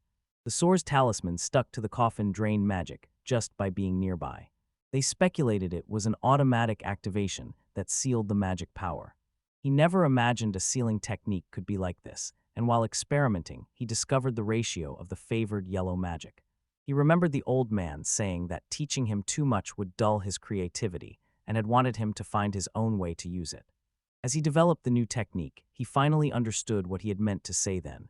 At that moment, his talisman turned red, showing he was heading the right way. Now that the symbol was set, the effect was still too weak, and not even close to what a source charm could do. An idea occurred to him. He had always poured yellow magic into the target to seal it, and used blue magic to control it, so he began to suspect the problem was not control, but a missing magic flow image. Trying to picture being stabbed with a needle to drain magic worked. He had successfully made a new charm. Calling to Karasu and Ignacio, he asked to borrow their weapons and marked them with a seal that trapped magic. Using this seal, he drew out some magic and bound it to their weapons, so attacks that would have been weakened by magic were absorbed by the weapons, letting them keep attacking. Now even the two who couldn't use magic at all could wound the demons, which made them very excited. They asked Shura for her approval, and since Seal had found a way to empower them with magic, she agreed to include them in their forces. They were overjoyed to feel finally recognized and to be sent out to take down some monsters. Shura instructed Karasu, Ignacio, and Frederica to work as a trio, and with that their forces were ready. A massive earthquake suddenly shook the entire island. They had no idea what was happening at that moment. A huge shadow fell right over them, and they looked up to see the bearded giant up in. Heavy air pressed down, falling straight toward them to crush them all. Seal told everyone to run right away, but it was already too late, and the giant was almost there. At that moment, Shura moved in and kicked the giant hard, sending him flying backward. Plunging into the forest. Landing on her feet, she reminded everyone not to look down on them. Everyone else was amazed by what she had done, but her nasty curse had sharpened her sense of smell, so surprise attacks like that would not work on her. Handing her cloak back to Seal, she said she would handle things here while he dealt with the bone demon. Tying his cloak, he promised to do his best and wished her luck. As the giant slowly stood up, the four moved forward to confront the demons. Shura was determined to take down that big, pathetic giant for good this time. While Seal and the group ran through the forest, he told Frederica to conserve her magic against weak enemies and focus on protecting herself since she was the healer, and she agreed. Kurasu and Ignacio assured her she could leave the weaklings to them. Seal considered the weapons he carried, including the lion's iron spear, Rutta's dagger, a handful of magical stones, sealing talismans, and his trump cards. He still had two of his sleeves, and at that moment a group of monsters tried to ambush them, but Karasu and Ignacio quickly defeated them with their newly upgraded weapons. Seal simply punched the monsters and knocked them down. He suddenly felt something and warned everyone to be on their guard. Moving slowly and with extreme caution, they reached an open field full of flowers. They reached the place where the horse demon was waiting for them. Turn around. Now it could speak, saying it had been waiting for him for some time. Seal prepared himself to fight it. Karasu stopped him and assured him he would survive. Let him handle this one. They were responsible for this demon. He told him to keep moving forward. Seal suggested they take this one down together and then head to the main fortress since it was a formidable enemy. Frederica said they could not let the Death Emperor roam freely any longer because it was too risky. Even after taking down the demon horse and the bearded giant, if the demon king appeared, they would be overrun by the undead and might have to start over. If no one held him back, the others would keep coming back like a bad dream, and Seal understood what she meant. He agreed, but inwardly he doubted whether the three of them could take on the demon horse and survive. He looked into their confident eyes, and that alone reassured him everything would be fine, so he decided to leave it to them.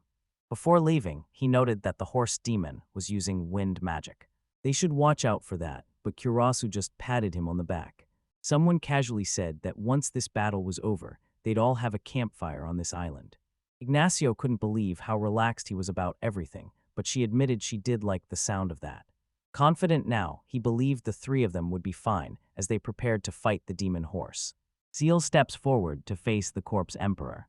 At the same time, Shura faced the giant. When he began hitting her with his fists, she noticed he was also using red magic. Dodging every punch, she kicked his leg. He took the hit and kicked her, sending her flying backward. Back on her feet fast, she launched that attack. She confirmed that an ordinary bearded giant could not use magic that way. She asked him how long he would keep pretending he could not talk. He smiled, surprised that she caught on so quickly. She knew from his high-pitched voice that his calm demeanor did not match his appearance. That was a very creepy combination. She was getting excited, since it had been ages since she could finally brawl with a physical fighter like him, and he agreed that nothing beats the thrill of clashing fists and bodies. A moment later, he gathered energy in his mouth, and she realized he was preparing soil bullets. He lied about what he just said. When he fired at her, she dodged the shot and slid from under his legs. She attacked him from behind with her staff. It had no effect, so he scratched his back and counterattacked. It grazed your cheek with spikes made of soil. She destroyed those spikes, then took out the many more coming at her and stepped back to check her wound. The giant wouldn't give her that chance and stomped on her. Using every scrap of magic she had, she tried to stop him and keep from being crushed. Determined, she pushed until she was back on her feet.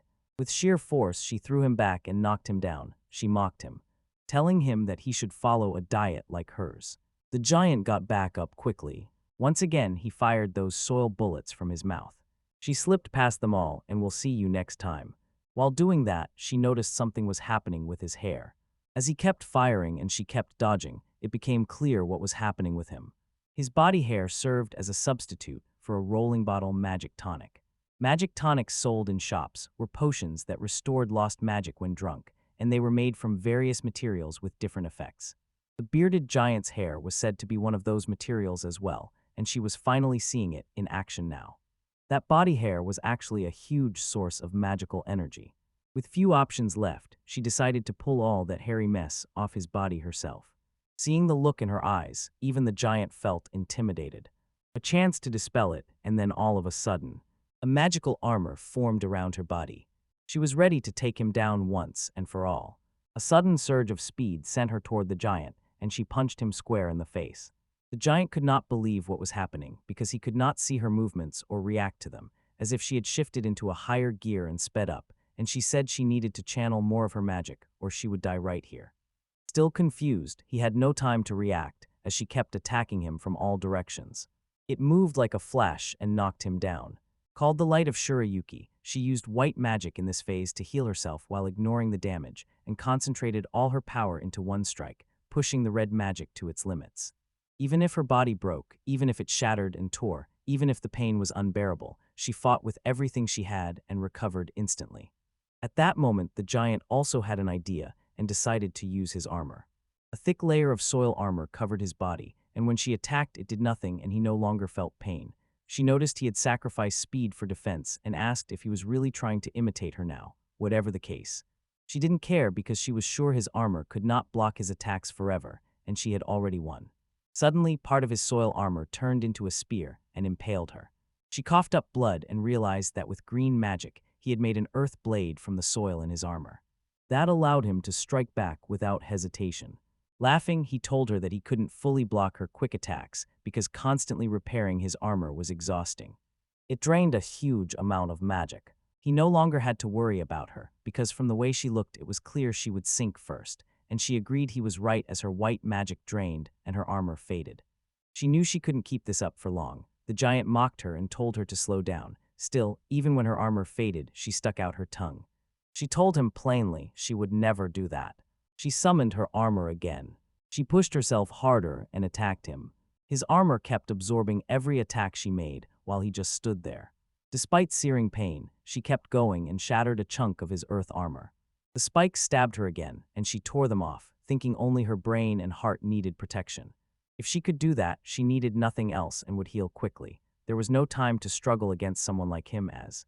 She needed to return to Seal, but began to fade again. At that moment she remembered Seal saying he was counting on her, gave herself a quick slap, gathered herself, and resumed attacking the giant. Even as her body was being torn apart, she thought of the promise she and Seal had made that once they rid themselves of the yin-yang union curse and the taste bud sealing curse, the three of them would return to that shop. The dream of the three of them at that restaurant, trying the pie. He refused to lose and wanted to keep that dream alive. With every ounce of strength, she attacked the demon, striking the same spot repeatedly instead of bouncing around. At last she tore away the entire front of his armor, leaving his belly fully exposed. Only the final strike remained, and at that moment her armor vanished and her magic ran out. The demon struck her hard, sending her flying into a tree. The giant admitted he was impressed because he hadn't expected her to go this far, but he could already see the end and her magic had run out. A little magic remained in him, so he had already won. She also admitted she'd lost her. It wasn't over, they were going to win this. The giant laughed and told her bluffing didn't look good on her. She pointed at the sun and began counting down. He watched her jump and pitied her futile struggles. She shouted that only one lively guy remained in the battle, and then her 30-minute time limit ran out. The Dean. Damon couldn't tell what the smoke in the air was, and ash began to appear from it. Although he noticed her appearance had changed, he didn't care. It did that and tried to attack her, but she charged a fireball. She kept pouring her magic into it, transforming it into a colossal, fist-shaped fireball. The giant could not make sense of what he was seeing, or how she had so much magic. Ash shouted that this was for bullying her sister, and unleashed a gigantic fire fist at him. He couldn't believe he was actually going to die in a place like this. Afterward, he prayed to the Lord of the Undead to grant him his corpse. In an instant, half his body was obliterated and burned away. She fell hard to the ground, hurt herself, and told her sister not to leave her there. Her red magic was too weak to break her fall from that height, and with that the bearded giant was finally defeated. Returning to the demon horse, observers saw that it did not have a single scratch. Russo and Ignacio had already been beaten, and Frederica was healing them from behind. After only 5 minutes of fighting, they were already in this state. Even his best shot did nothing to the demon. Ignacio noted they could still absorb magic power, so they should try to keep up the momentum, and he agreed. Frederica could tell that Karasi's left arm was already gone, and Ignacio's foot probably had a hairline fracture as well. She wasn't sure how long her magic would last either. They had no choice but to keep pushing. The demon horse mocked them and said they were too weak. He began charging another magic spell. Frederica warned them to fall back and charged a magic spell herself. The demon unleashed wind magic, and she countered with a stream of water magic, and managed to block it off. Kurasu and Ignacio seized the chance to close in on him. They tried to attack with their weapons. Grabbing her sword, he stopped Ignacio in her tracks. It was actually draining his magic. Then tune the internals for more punch. Karasu's attack glanced off him, draining a little of his magic but otherwise doing nothing, and he pushed both of them back while still handling Frederica. Karasu saw that the demons and Friedrich's magic generation speed and power were nearly equal. They were almost at the end, and he knew it. Their powered-up weapons were gradually wearing down its magic. At this pace, he was sure they would reach their limits first. All three stepped back to catch their breath, and Karasu started laughing because it was starting to look like they were going to lose this fight, and Ignacio asked why he was so cheerful at a time like this. In her mind, although she had always been proud of her sword skills and how, having mastered it, she could already see how this fight would end. All three were cut into several pieces. Just thinking about that made her tremble, and Karasu could see how terrified she was, so he simply told her they would have to take a gamble here. While the demon charged another spell, Frederica rose and prepared to count. Karasu cut her off and said he would handle the next attack himself. He wanted her to gather every ounce of her magic and unleash it at the demon when the opportunity came. He said he'd go ahead and try to distract it. She was shocked by the plan and warned him it was too risky. He laughed it off. He often said he knew he could be torn to pieces doing this. Still, that was only a possibility, and it might not happen at all. Although the chance was very small, he was willing to take the risk, so you ran to the side and called him. He called to the demon to get his attention, and the demon turned to him and unleashed a blast of wind magic. Karasu held his spear out to absorb and nullify the magic. It passed right through him, and although it looked like he had been hit, he was still standing tall. The spear had kept him from being obliterated. He admitted that for a moment he lost all feeling in his body, and though he thought his head was about to come off, he smiled as he learned he could actually block it. Nacio asked how he could still be smiling after nearly dying. The man admitted he had nearly died and said he was sure he had seen the edge of the afterlife. That did not change how much she enjoyed this, since she had never realized how fun the outside world could be. We then learn a bit about his past. He grew up in the boring, forgotten town of Distol. What had seemed like a fun incident was quickly buried by the Lord, and his dull daily routine went on, so he came to ease his boredom. He kept patrolling the places where the criminals hid and rounded them all up. Usually his fights were over in under a minute. It only bored him more. Opponents used to call him a monster. The idea appealed to him. He had always dreamed of finding an overwhelmingly strong enemy. He believed only that could erase the boredom he carried, and he had no complaints about being alone. He was deeply loved by the people around him, and you like that feeling, but even a peaceful life can grow dull if it never changes. Getting tired of eating only their favorite food. Convinced that the outside world must hold something to excite him, he dreamed of making it beyond his town, but he kept feeling the outside world might be full of weaklings and that reaching his dream would be too easy for him. If that happened, he would lose the value of his dream, and the despair terrified him, so he would lose his dream again and again. He just kept wasting time, too pathetic to summon the courage to take that step forward. Then one day he heard the idiot who had knocked down the Lord's stupid son in front of the guards a year ago was going to be released from prison, and for some reason that gave him a small hope because he had wanted to see the man's face. The first time you saw Seal fighting Shura in that alleyway, he was completely stunned. Both moved so fast and gave off a ridiculous vibe. Just seeing them fight made him really excited, leaving a curiosity in him that had been missing for so long, and at last his boredom began to fade. He felt helpless like a seal, and as he watched the two fight he knew he could not last 10 seconds against them and realized how silly he'd been to worry about it all this time, because the outside world was not boring at all. Seal, the captain of his group, and Shura had both completely changed. This was his world, and he never expected to actually hang out with them. When it finally happened, it was too much fun. It was hard to put into words, and now that they were finally taking on the powerful enemy he'd always wanted, he felt it would be a waste not to enjoy it fully. Even in life-threatening situations, and after meeting his comrades, I realized there were so many amazing people in this world. Ignacio got a simple pat on the back. Smiling broadly, he pulled her close to just enjoy the moment. Matches like this don't come along very often for them. Stepping in front of her, he protected her. His confidence inspired her too. He stood up and apologized for underestimating him all this time. Even with his body twisted, his resolve was stronger than all the others. Thinking of her idol, her uncle, she steeled her resolve and swore on her family name, Rosso. Relieved to see she was finally coming around, he told her that if she stopped even for a moment, he would leave her behind.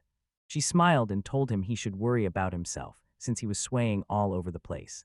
The demon horse began charging another attack, and it was taking longer now, so its remaining magic was clearly dwindling. Derica was shocked and asked whether they could really see magic, and they casually confirmed they could, which surprised her as she began to understand the source of their strength, so she told them that if they could see magic then, they had both talent and magic. When that was the case, they asked her to teach them magic once they got out, and she smiled and promised. She promised that once they were done with this, she would definitely have a magic study session with them. Also determined to live and survive with them, she knew this strike would be their last stand and poured every ounce of magic into one final spell. Thank you very much. She thought about all the people she wanted to see again. She released the full force of her green magic. Karasu and Ignacio weren't about to just stand by either. Firing her water stream spell at the demon, they charged forward and attacked the demon horse, causing a massive explosion.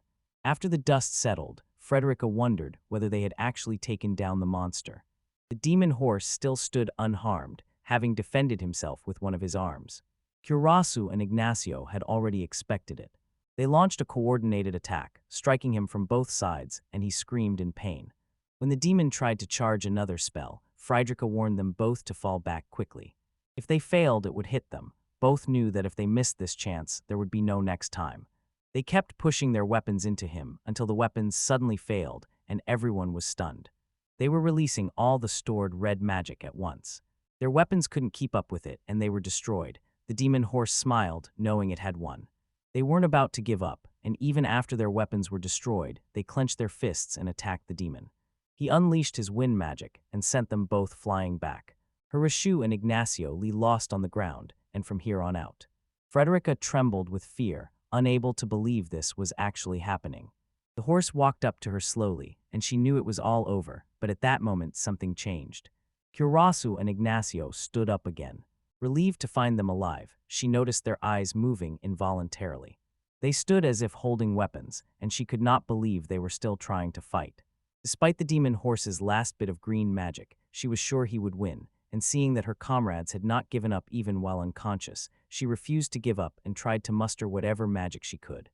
Using an incantation learned from her guild, she aimed it at Karasu and Ignacio. Something started to form in their hands, and she had given them magical weapons. The demon horse was shocked to see that, and as both charged toward him, Frederica hoped they could land a fatal blow. Suddenly something woke inside them, and their weapons were engulfed in black flames.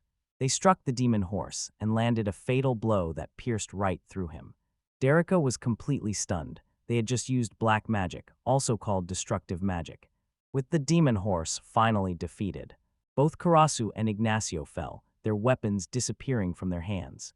Derek rushed over and used her white magic to heal both of them, drawing power from their strong desire to win. At the brink of death, they both tapped the dormant magic inside them and used it to defeat a demon. Watching them handle ferocious black magic known as the hardest to control, she was amazed and knew they would become phenomenal wizards once they learned to wield magic.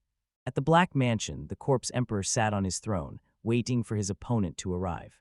He realized his demon's weakness and shortcomings were a problem, but he was deeply disappointed they had been defeated by such weaklings. As for Seal, he told him to come out, since he had sensed his presence long ago. Seal stepped out of hiding. His ambush had failed, but it didn't matter and he just smiled. Before their fight began, he asked the Corpse Emperor why he devoured humans. Scoffing, the Demon King said it was a very foolish question. He saw it the same way humans eat pigs and cows, so he was just doing what everyone else does. He added that although he and his group are hunting monsters now, the tables would soon turn. Those known as the Demon Emperors had finally come back to life. Seeing Emperor in their name, Seal guessed they were some of the most dangerous demons. Then he realized the speaker meant an entire group of them. He wondered whether there were more monsters like him who had been released from their seals. The Corpse Emperors told him that soon they would all forget how to dress and even the language they now speak. They would lose all their dignity in class and revert to animals running wild, so he was seizing that future early. As soon as he said that, he grew irritated because that time should have arrived years ago. Two seal masters stepped in and delayed their entire plan. After his release, he kept thinking the island's monsters could not have broken the coffin's seal, so he came to one conclusion about why the seal broke and how he was freed. With the seal masters dead, no one remained to stop his rise to supremacy. Laughing uncontrollably, he said that in a world without a single seal master, no one could contain someone like him. The sheer aura of the other made Seal tremble and showed how unmatched the gap between them was, but he refused to give up, knowing all he had to do was mark him, and once he did he would have practically won, so he sprinted toward him. The Emperor stopped him on the spot and ordered him to stay away. Seal said he looked down on humans a lot, and he replied that of course he did, since in his eyes they were only fodder for the monsters. With nothing else to do, Seal offered to tell him about a prophecy. The Emperor gave permission and wanted to hear what he had to say. Arms crossed, Seal told him that throughout the battle, he would always take the initiative. When he heard that, the demon began laughing softly at how funny he was. Reminding him it was his turn, he said that from start to finish there was no first or second here, and that he would not even get a chance to make a move. Raising his skeleton army from the ground before him, he offered to share his prophecy as well. In 10 seconds, Seal would fall to his knees and take his last breath before he even touched the ground. When the skeletons lunged at him, he unsealed his arm.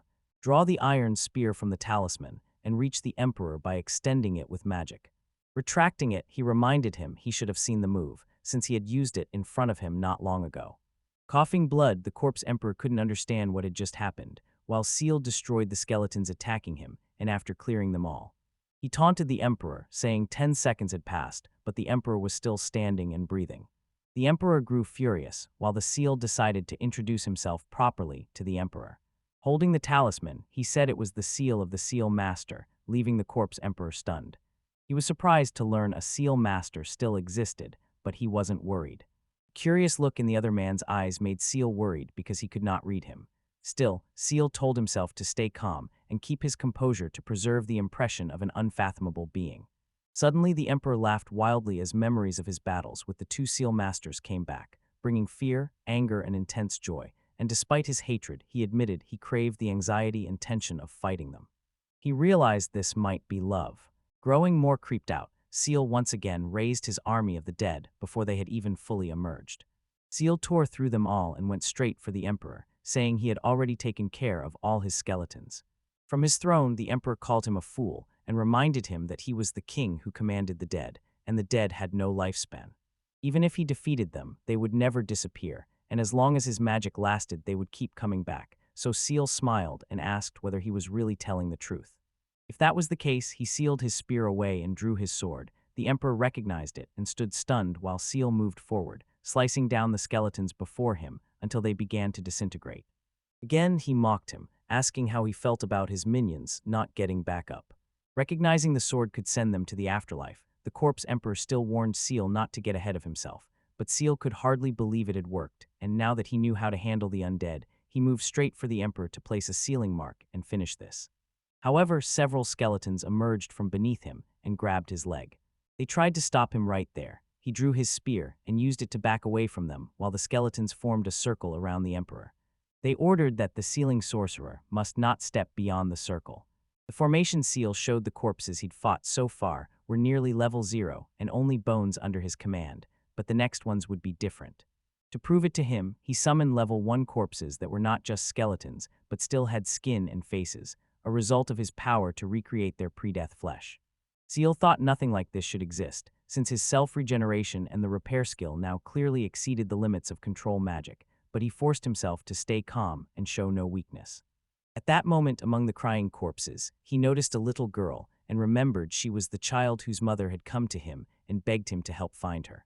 Seeing her like that, he was completely devastated. As the corpses continued to cry, the Emperor stood at the back laughing and said that watching humans beg for their lives was a sight to behold. The corpses shuffled toward him, and he hesitated, unsure what to do. He gripped his sword and began cutting them all down. He felt awful as they screamed in pain, but he kept going until he was the last one left. That little girl was still crying for her mother and grabbed his leg. Demanding to know where her mother was, she clawed at him and made him bleed. Remembering his promise to the girl's mother to bring her back as soon as he found her, he now saw the little girl lying lifeless, soulless, and used as a demon's puppet, silently apologized to the mother in his heart and stabbed her. Now the Emperor mocked him, asking why his face had suddenly clouded and whether he actually knew anyone among them. Apologizing, he said he had suffered no harm and only wanted a bit of fun so they could both enjoy themselves.